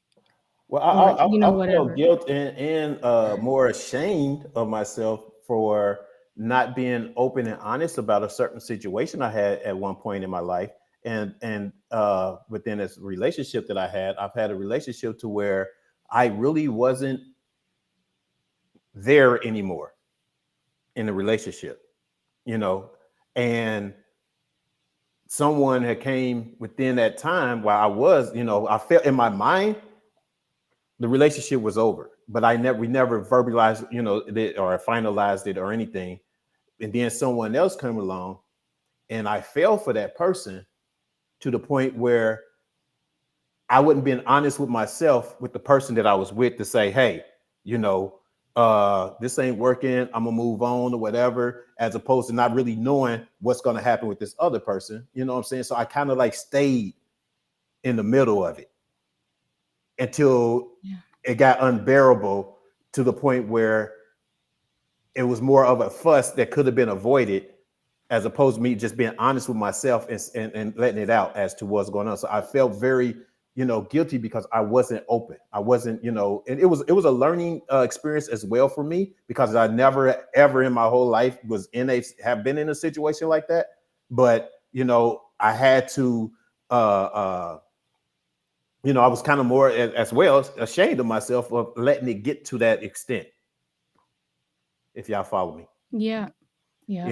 And I think some people, when it comes to relationships, you know what I'm saying? And I know that's a little bit maybe a little bit thicker than what you guys is, maybe thinking of when it comes to guilt, shame, or vulnerability, but when it, within the relationship. But that's basically what I get from it, and that's basically what I've learned from it, of having any kind of guilt in a relationship, was that it's because I wasn't open enough and honest enough to say, hey, this is not working, and go on about my way, and then deal with something else, or see the other person afterwards, as opposed to trying to see what's going to happen between the two, at the same time.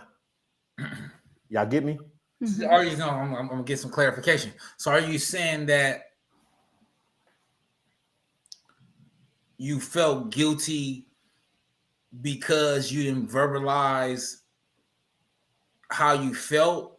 Yes. Or are you saying that you felt guilty because you played both sides? Both. Okay. Both. Okay. I kind of, I played both sides instead of just saying, was on my mind at the time or whatever, and just letting one thing go, and trying to see what's going to happen with this other thing before I let this one thing go.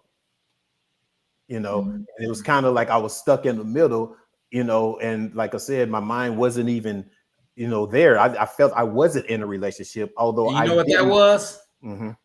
That was your fear of vulnerability.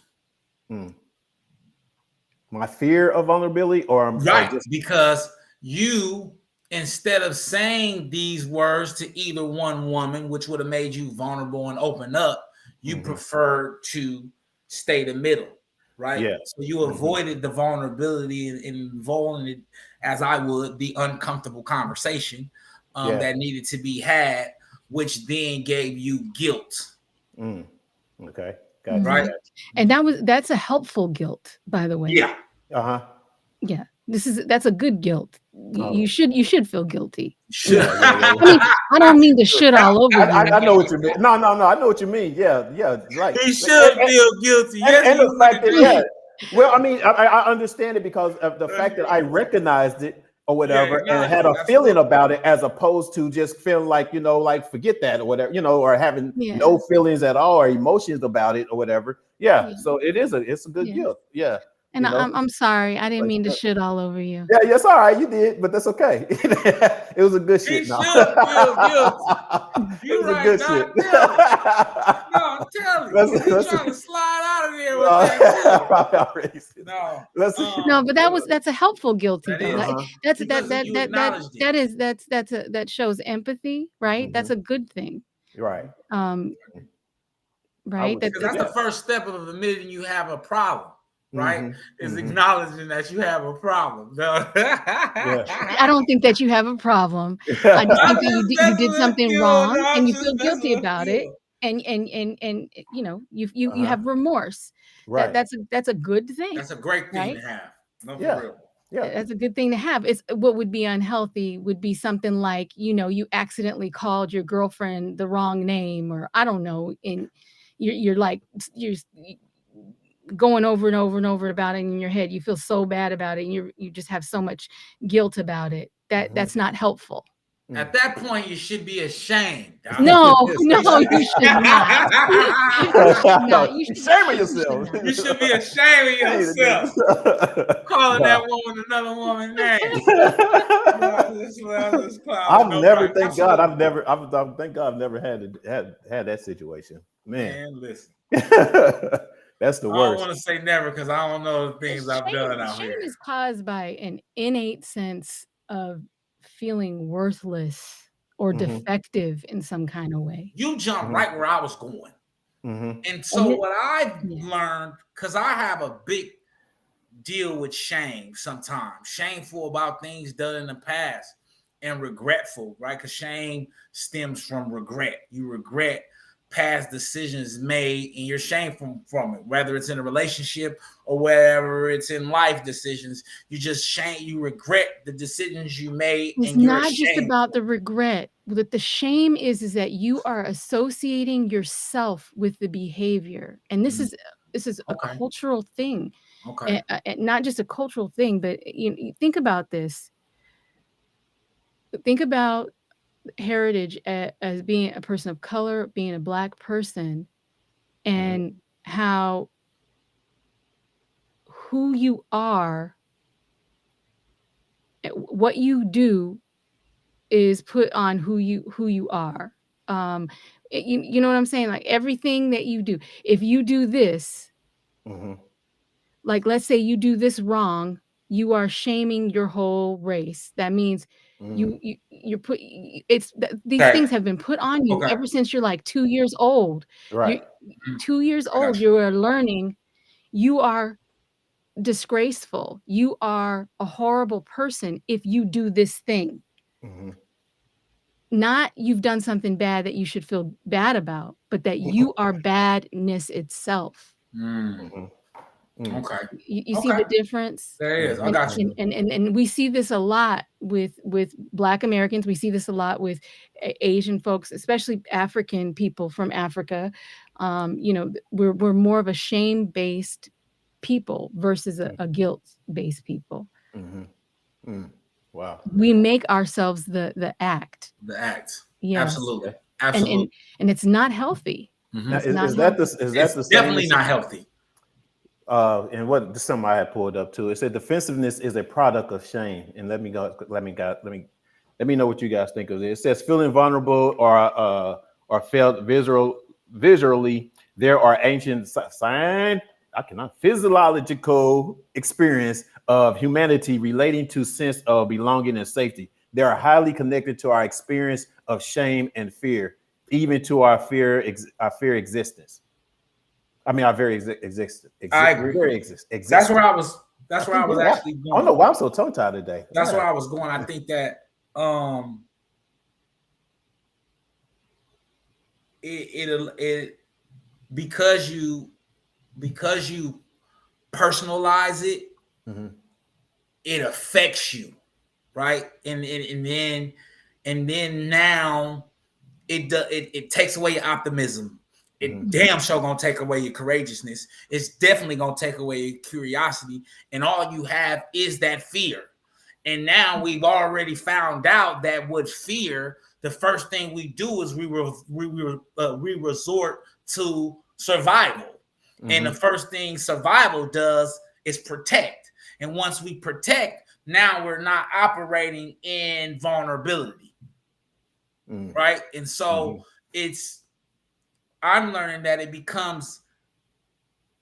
the shame becomes detrimental because it's personalized and you're putting it on yourself solely, not just acknowledging that you did wrong, but you are wrong. You are a bad person. It doesn't allow you to move forward because you're so focused on what you feel you are. Right. And what you feel you've done. Right. Instead of your poop stinking, you stink. You're nasty. You're disgusting. Exactly. Right. Instead of what you did was horrible, you're an idiot. You're worthless. You get what I'm saying? Yeah. Right. Gotcha, and so these things sit with you, and what feeds it is secrecy. Secrecy. Ooh. You know, I mean, that's a huge one. That is a huge The one. That is silence, the judgment, Mm. that's what makes it grow and feeds it. Mm-hmm. I think sometimes just naming it, just Mm-hmm. saying it out loud, you know, whatever. Sometimes the things that we are ashamed of, Mm-hmm. people don't even, they're not studying it. They don't care. It's not even, you know, it's nothing. Wow. It's interesting you hit on that point, the secrecy, because I do kind of consider myself not saying it's as much as secret, but it's kind of like I just don't like everybody knowing my business, you know. Well, And there's a such thing as because of privacy. Privacy, yeah. you know, there's a difference between, you know, when there's things that you want to keep private and Mm-hmm. there's things that are secret. Mm. There's a There's a big difference, difference. Yeah, it There's is. a huge right? difference. Like Yeah, I yeah, have, you yeah. know, it's like when you're teaching your kids, you have private parts, right? Mm-hmm. Those Mm-hmm. are that's private. You can Right. have a diary, that's private. But what's secret is if somebody touches your private parts and they tell you don't tell That's anybody, right. Got that's you. secret. Yeah, You yeah, see yeah, the yeah. difference? Yeah, yeah, yeah. Yes, Okay. Yeah. I'm glad you yes, broke ma'am. that down to me because I Mhm. That's don't a know why I was great thinking point. I exactly. love it. I love Mhm. it. It's Wow, great. You're absolutely right. man. Okay, And okay. and I think, like you said, with the shame and the guilt, I think secrecy and privacy are interchangeable as well, are used interchangeable, and it's not the same. I was being private. I Yeah. kept it a secret because I was being private. No, you were being secretive because Right. those are certain things those are the things you communicate about. These, Mhm. especially in a relationship, there's not a lot of room for privacy anyway, because you're Mhm. supposed to be developing a open space, right? Mhm. And so Yeah. those things that you have your private, intimate things, but that's what makes a relationship grow, when you're able to bring those private, intimate things to the space Mhm. and Yeah. discuss them. Because what happens is, and this is something that I'm learning that the secretive things begin to affect the relationship, Mhm. because you feel you don't have the space to communicate. And Yeah. so now something happens, and then you grow shameful for it, because you think that they are ashamed of you, right? Mhm. Mhm. And now you can avoid that by putting it on a table and voicing your shame, quote unquote, and then find out that it's not shame at all, right? And it becomes an understanding. So I think that in a relationship, there's a little privacy, right? You have your Mhm. private time and your private space, but I think that the Yeah. more things are put on a table, I think the better the relationship is. Hence, taking $22,000. Yeah. Right. Exactly. Like That's a secret. that's a That secret. wasn't private, That's private. right? Exactly. Exactly. Right. That You was know, a secret. The I've grown up. problem, go ahead. No, I was going to say because I've grown up where I have an aunt that's been married for probably over 30 something years, and I used to think that they just keep things, keeping secrets with each other, right? Within each other, or whatever, as opposed to just being private. But it really turns out they just kept things private. They kept things, within that household.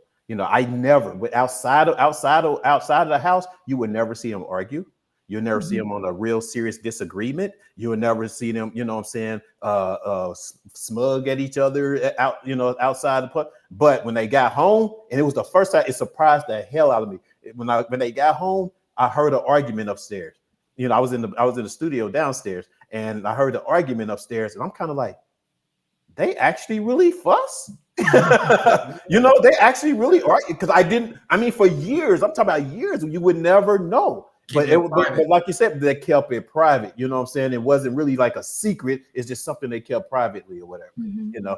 But I used to think it was like a secret. Oh, they just trying to keep it secret, like they're just this couple or whatever. No, they just keep it private.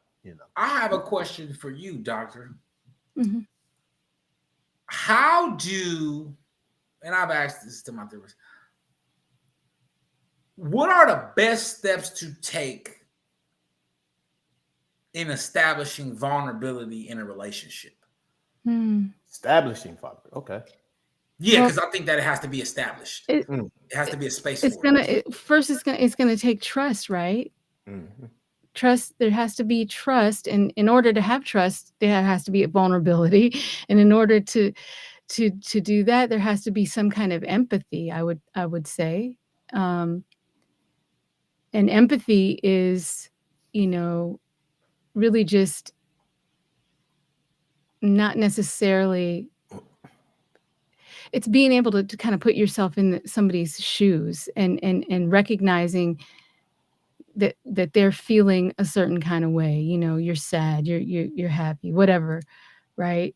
So being able to, even though I might not be experiencing that, even though I don't really understand what you're going through, I know that you are feeling a certain way. So being able to empathize, and you can't really build trust without being vulnerable. No, you can't. You can't build connection. You can't have connections without having some kind of vulnerability. You know that. I mean, if I share something about myself, like something that I might even be ashamed of, that I've been keeping a secret about, right? Something that might have happened to me when I was a kid or whatever, that wasn't even I'm not even responsible for it. It's just, a thing that plays in my head or whatever. I share that with you, and then it builds this connection, and then it makes you want to share something with me. Like, you trusted me enough to tell me that? Well, I feel like I can trust you. Yeah. And then it just adds a deeper connection.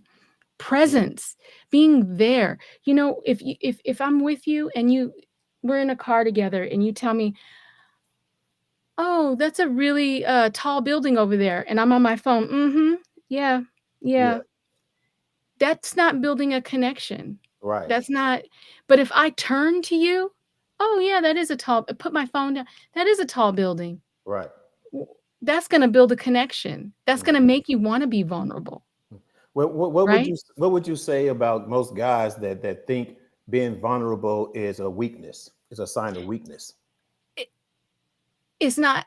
It can be, It can't. Come right? on, because you took it. I was gonna say it can be It can be. when in the wrong hands Right, it can be. But that is the gamble, that you take. right? If you want to have a deeper connection, Right. and Right. you want to build trust, that's a gamble.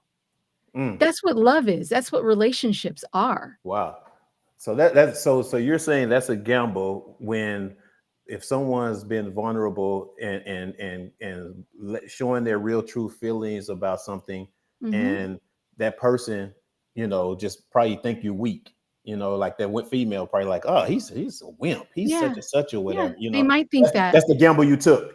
Right. They might think that. Right, They right, might right. think that. But Mm. But I what don't would you mean to say? say Like, but and so what? That's not your business. mm. They think Well, you're that weak. just says a lot about them, about Mhm. about y'all having a relation. And that kind of opens up the communication of knowing if you really want to be with that person or not. Basically, Yeah. right?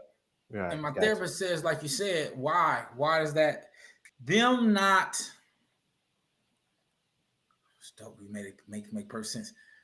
You understanding that vulnerability is a gamble allows you to not take offense when they don't understand it. Because you're not being vulnerable for them. You're being vulnerable for you. You're establishing not only just a space in the relationship, but a space for yourself to be able to properly articulate how you feel about That's things, exactly. how to express your emotions. Exactly. And I think that you do yourself a disservice Yeah. when you avoid the vulnerable situations because you don't know how you're going to react. And that is the reason why the moment that we're faced with vulnerability, we immediately react with fear because we're not good. And like, it goes back to what my therapist say: they're uncomfortable conversations because you're not having them enough. Yeah. And so it just goes back to just being able. You gotta establish, not like I said, not just for yourself, but not just for the relationship, but for yourself. Establish a safe space in being able to say, "Hey, I'm going to be vulnerable, and I'm not going to be ashamed of that." Right. however they take it. I spoke my truth, and I'm okay with that. Right. However, it's taken in. And then once you start to be confident in your vulnerability, it won't matter how they. I'm guessing, right? Because I'm still learning. I'm guessing it won't matter how they respond to your vulnerability because you're comfortable with it. And expressing it because you've created your own space. And then I think after a time, they will realize that, oh, this person's is comfortable within this vulnerability. So I have to either change up or they'll probably remove themselves because your vulnerability will begin to make them uncomfortable if they're not operating in their vulnerability.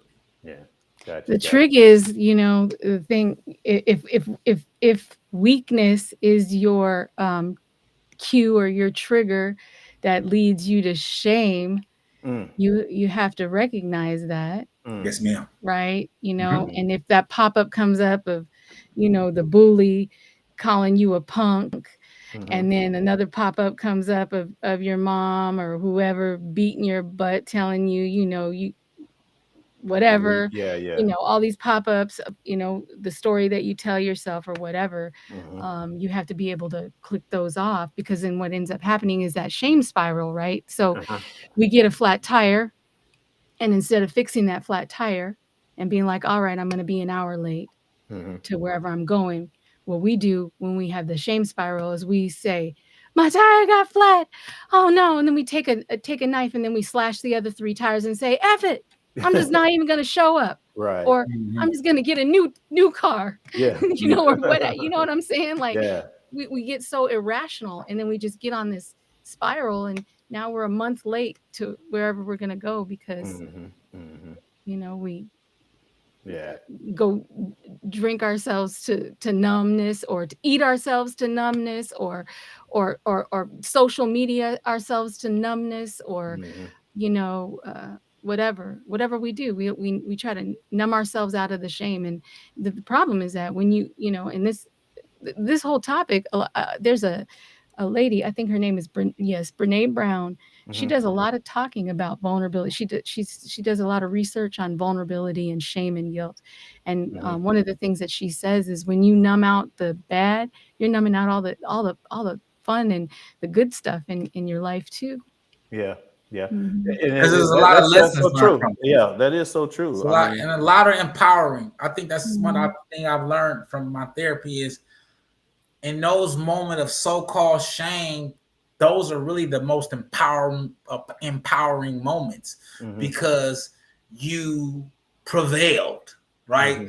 You at that moment you thought you wasn't gonna make it, and look at you now. Right. So instead of focusing on the fact the fact you went through it, we should start focusing on the fact that we made it through it. And I think that's also where you change the dynamic. It comes down to self-forgiveness too. Yes, ma'am. Self-forgiveness, self-compassion.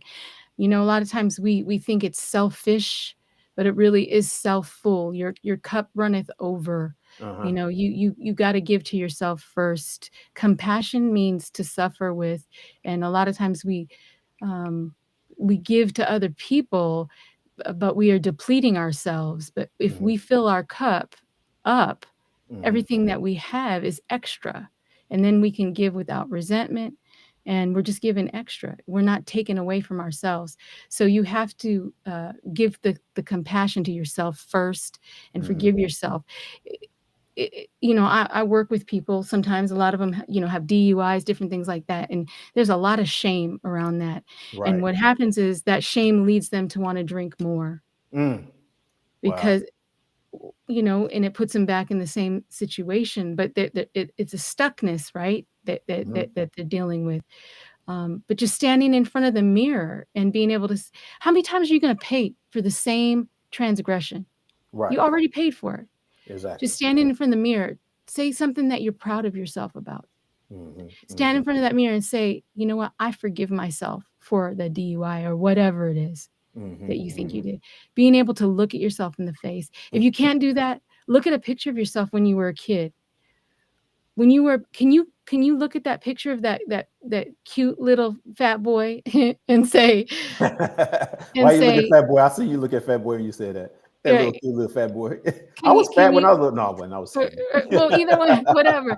Can you call him an idiot? Or can you Right, call him, you know what I'm saying? Can right, you really look at that beautiful boy and say the things that you might say to yourself? right. No. Right. Mhm. Yeah, that's true. Right. So that little boy is you. And take that, what you would say to that little boy, and put that on yourself. And Exactly. that's how you overcome the shame. Yeah. Okay. Cool. Good stuff. Good stuff, man. I like it. I appreciate that.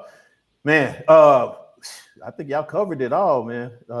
I hope you guys out there got something from I've been this. trying not to bounce on my Yeah. ball. I see you. Oh, you on your exercise ball? That's Yeah. yeah. If you would have been bouncing, I'd been like, "What is she doing?" I Over know. I'm like, it's such a here? distraction. Right? It's all good. It's all good. As long as you comfortable and it's all good. Yeah, good. But if you guys out there that's watching and listening, and hopefully you got something from our guest here, Dr. Lisa Lovey. Lovely. I don't know. Is it?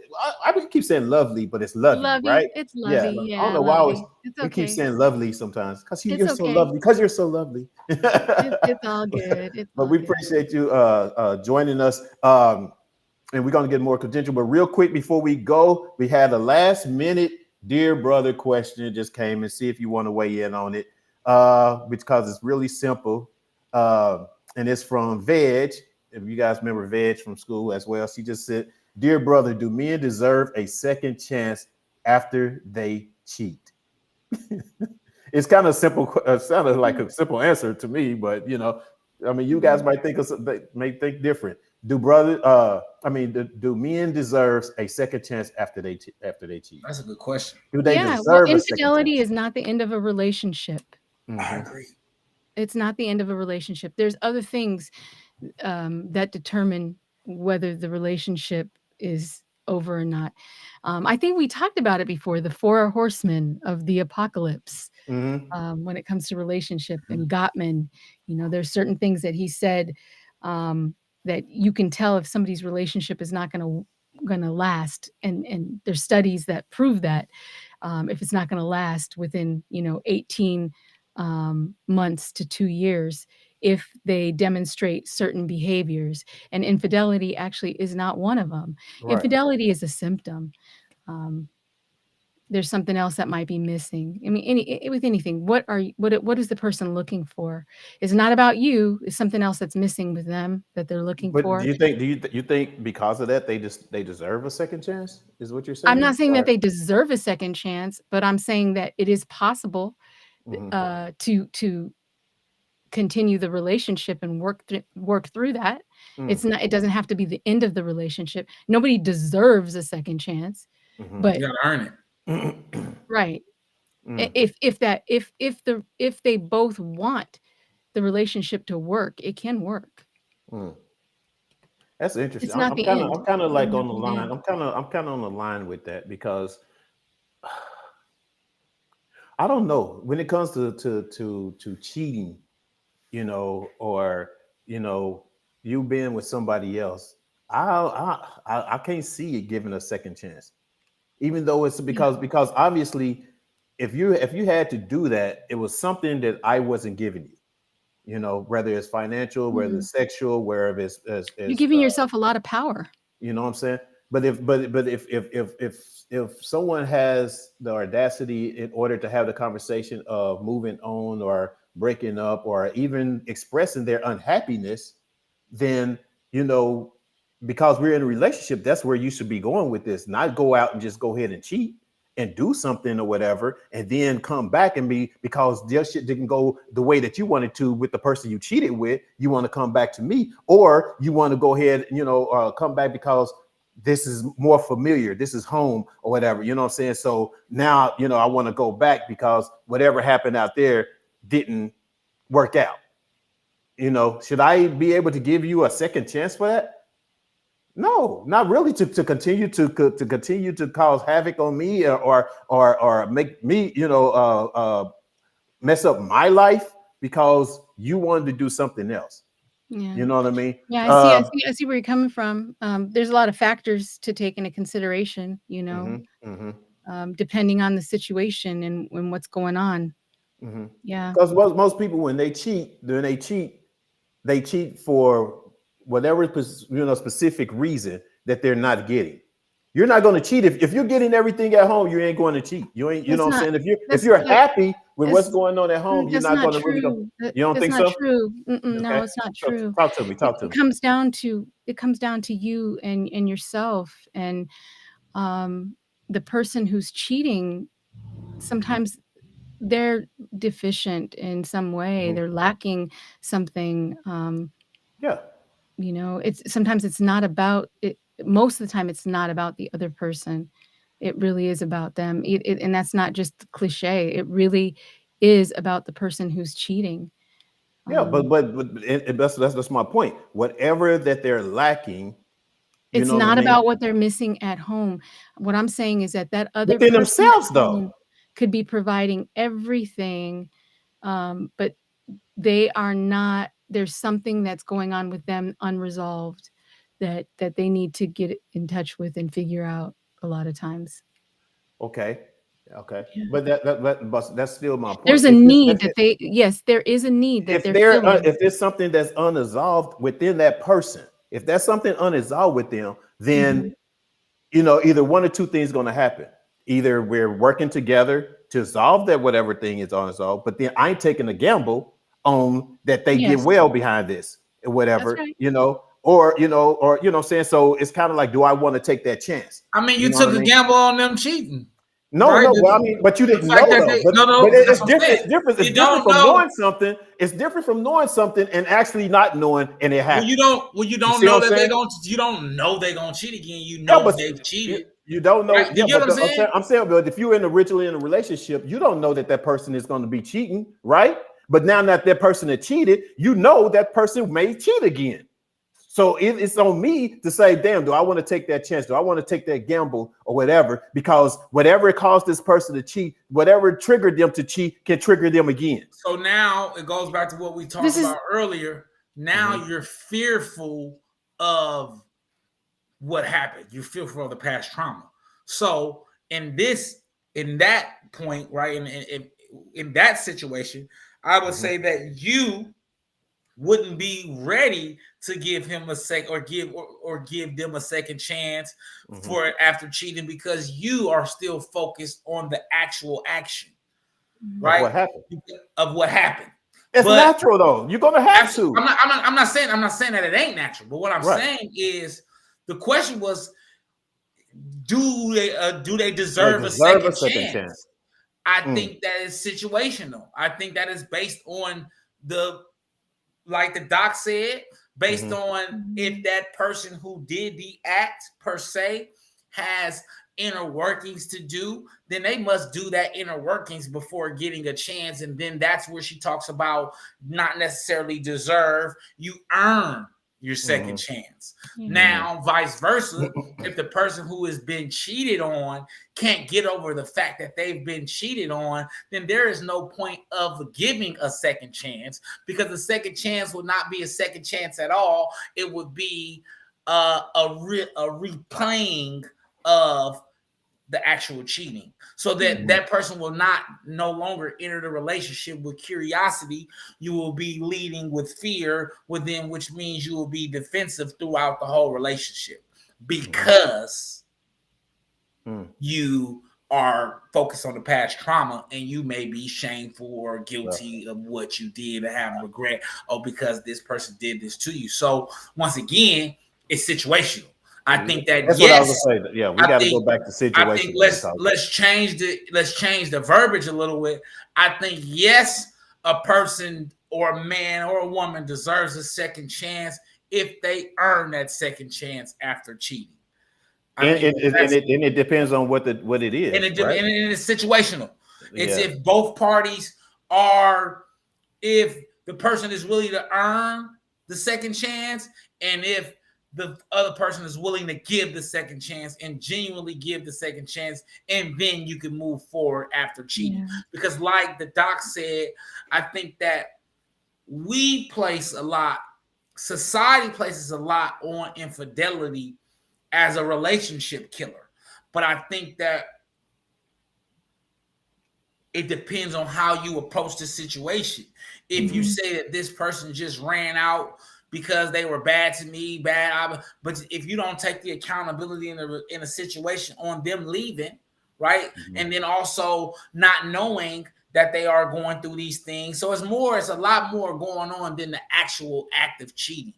And if you're not willing to look past the actual act of cheating and look into the complexities of the actual act, then I don't think that So are you saying that you have to understand what your role is, the cause they cheat, that reason of cheating? Absolutely.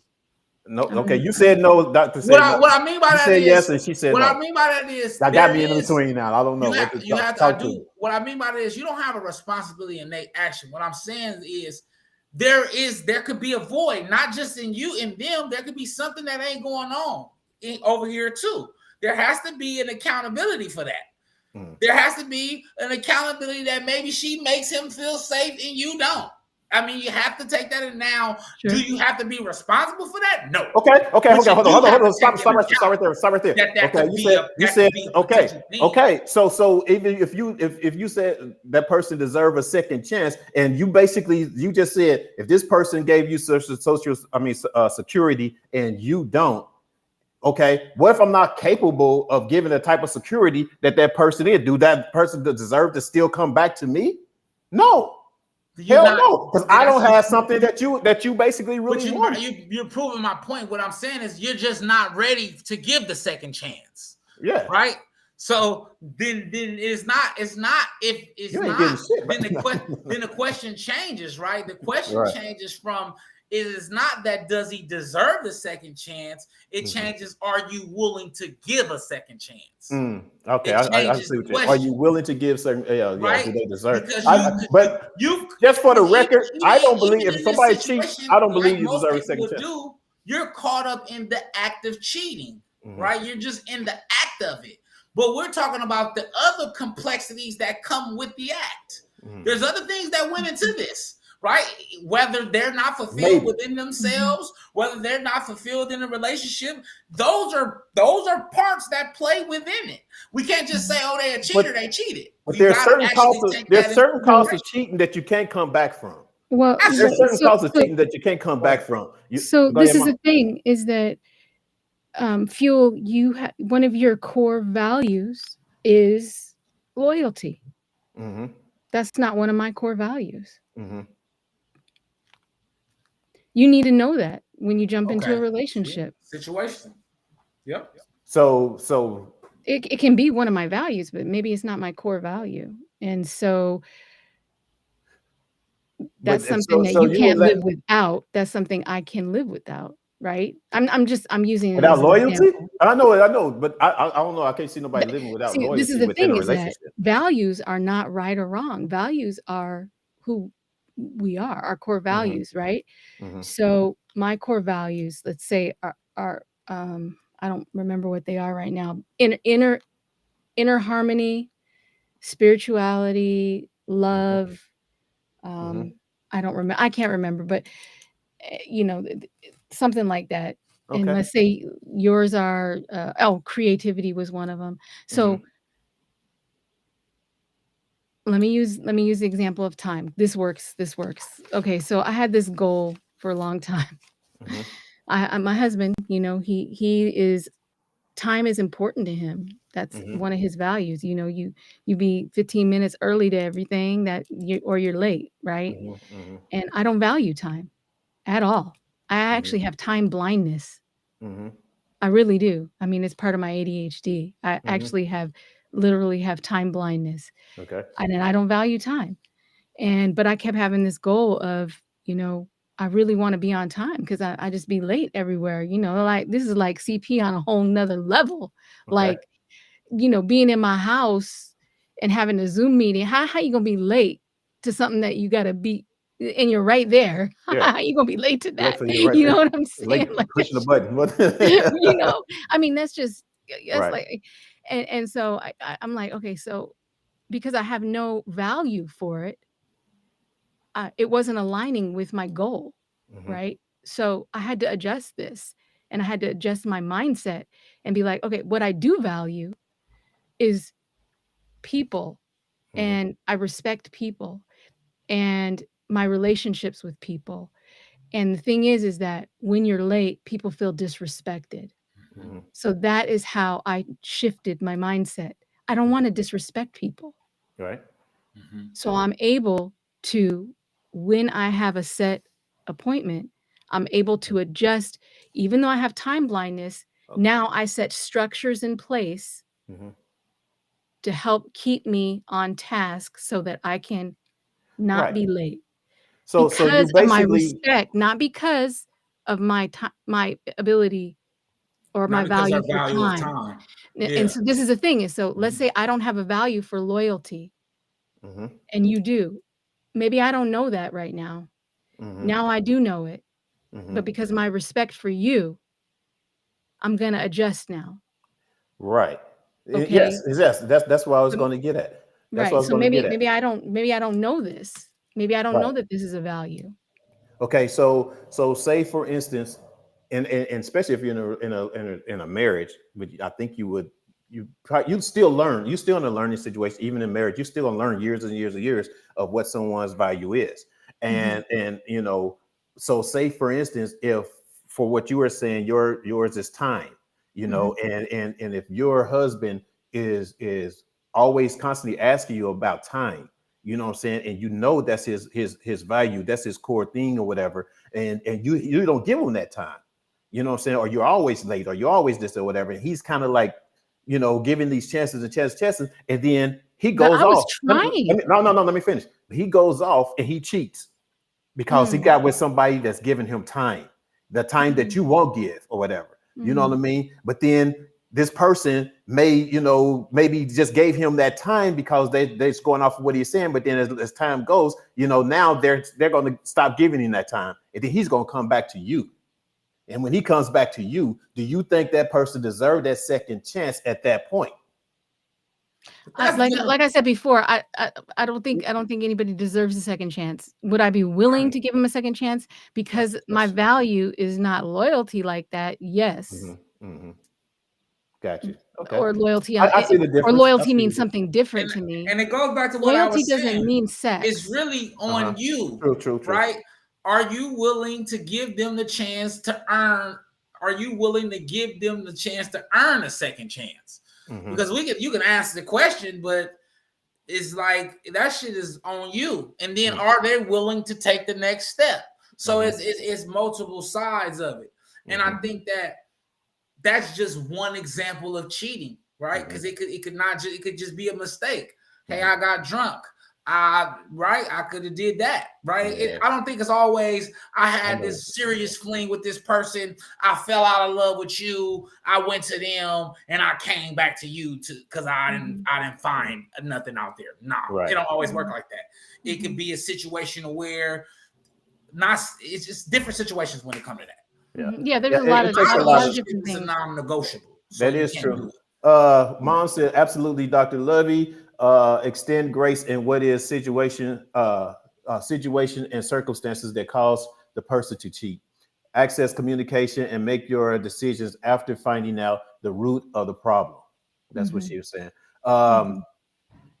Lisa, I'm sorry, Lisa, what's up? Don't allow yourself to fail Don't allow yourself to fail in yourself because of someone else's action. And then moms agreed to her, and she said, "Thank you." And I'm going down because Lisa, you just joined us, and I appreciate it. She says cheating is a choice and is intentionally, especially when you cross the line.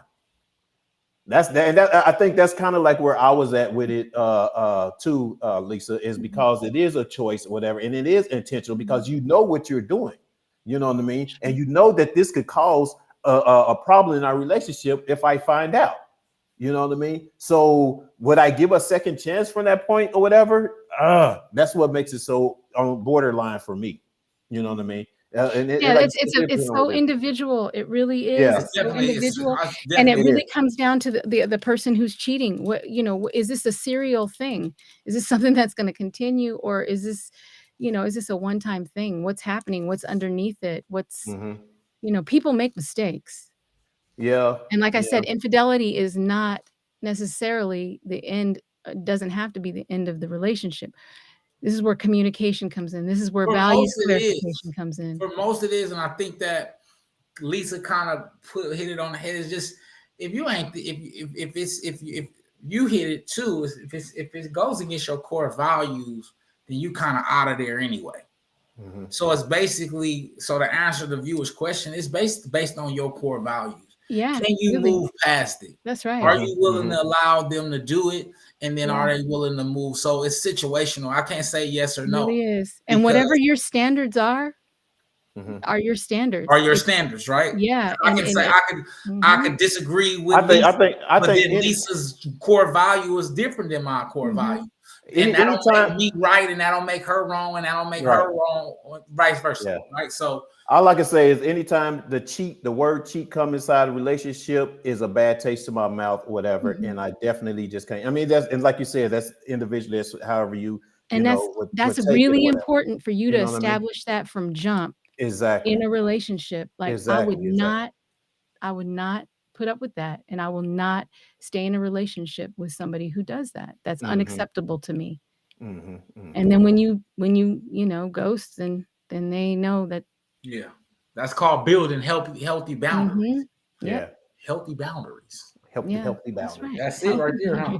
Woo, yeah, man. Oh man. So thanks, Lisa, for joining us. Give us your credentials again so people to know where to find you and your new show that you got coming up. Although it's beginning new, it's not new, but it's a new start. We're gonna start it up new. Yeah, we are. We're just looking. We're looking at some things. Okay, let's see. I'm trying to find my. So my credentials. I'm a doctor of behavioral health, but I'm looking for. I guess I could give you. I mean, if just mainly like as far as like like you have a website or your Facebook. Oh yeah. Okay, I could give you that. Hold on, let me. So if somebody wanted to find me like for coaching or something like that. Yeah, whatever that you like to put out there. Yeah, they could do that. I'll give you a. She has so many, y'all. That's. They could find me at healingarts.org, practitioner Lisa Maria Jones. I don't know. Is there somewhere I could paste it for you? You should be able to type it in the comments, right? Yeah. Say it again. Here, hold on. Can I put it in the comments or no? You should. Yeah. You can put it in the comments. Type it in the comments. How? Where do I do that? Just go to comments. Don't it say comments at the bottom of your thing there on the side? Captions or comments? No. Yeah, just go to private. It say private. Go to private chat and type it in there. It doesn't say private chat anywhere. At the bottom. It just. Oh, okay. I see now. It said locked. Okay. I'm sorry. I thought it was something locked. Oh, okay. There it is, right there. There it is. And then what I could do is you could copy paste that, can't you, Phil? Oh, I thought I put it up just now. No. I guess I did. Oh, there it is, right there. It's there? Yeah. All right. Yeah. Okay, got you.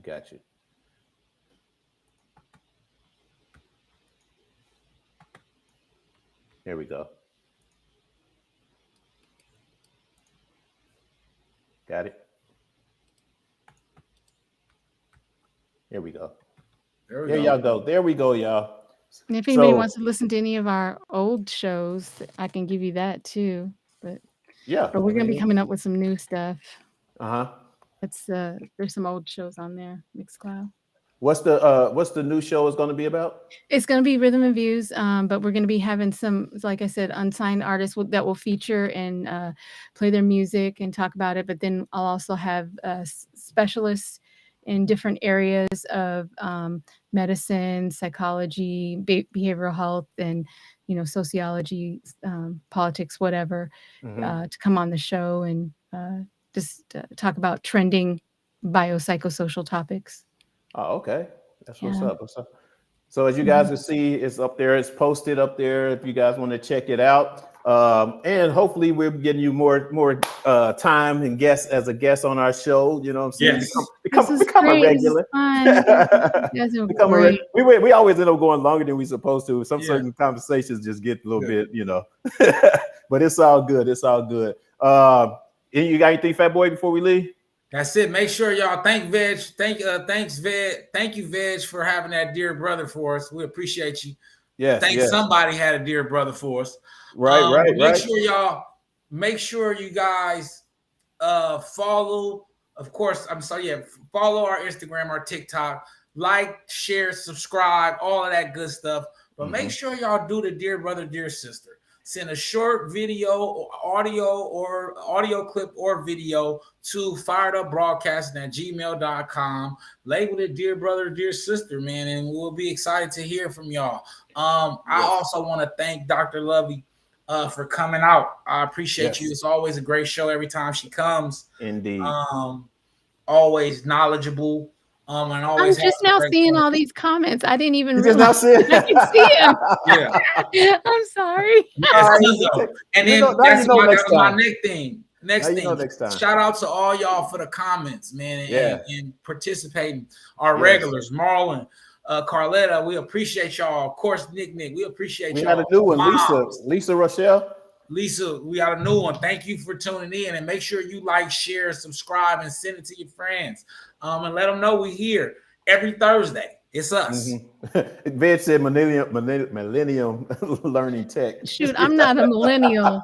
He said millennials learning tech. I'm not a millennial. I know, right? I'm a grandma. Shoot. I have a 10-year-old grandson.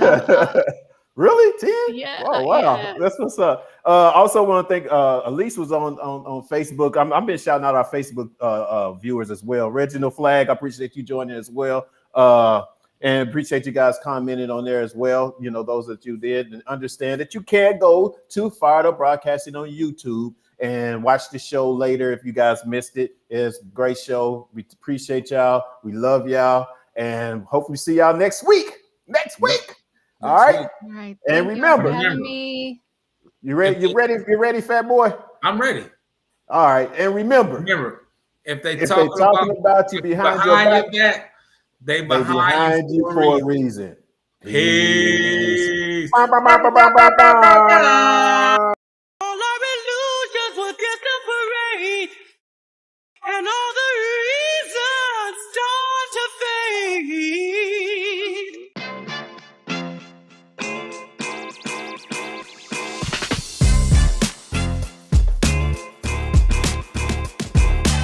What's up, everybody? Welcome to Reasons, the show where you can give your reasons why you think what you feel about what we're talking about today.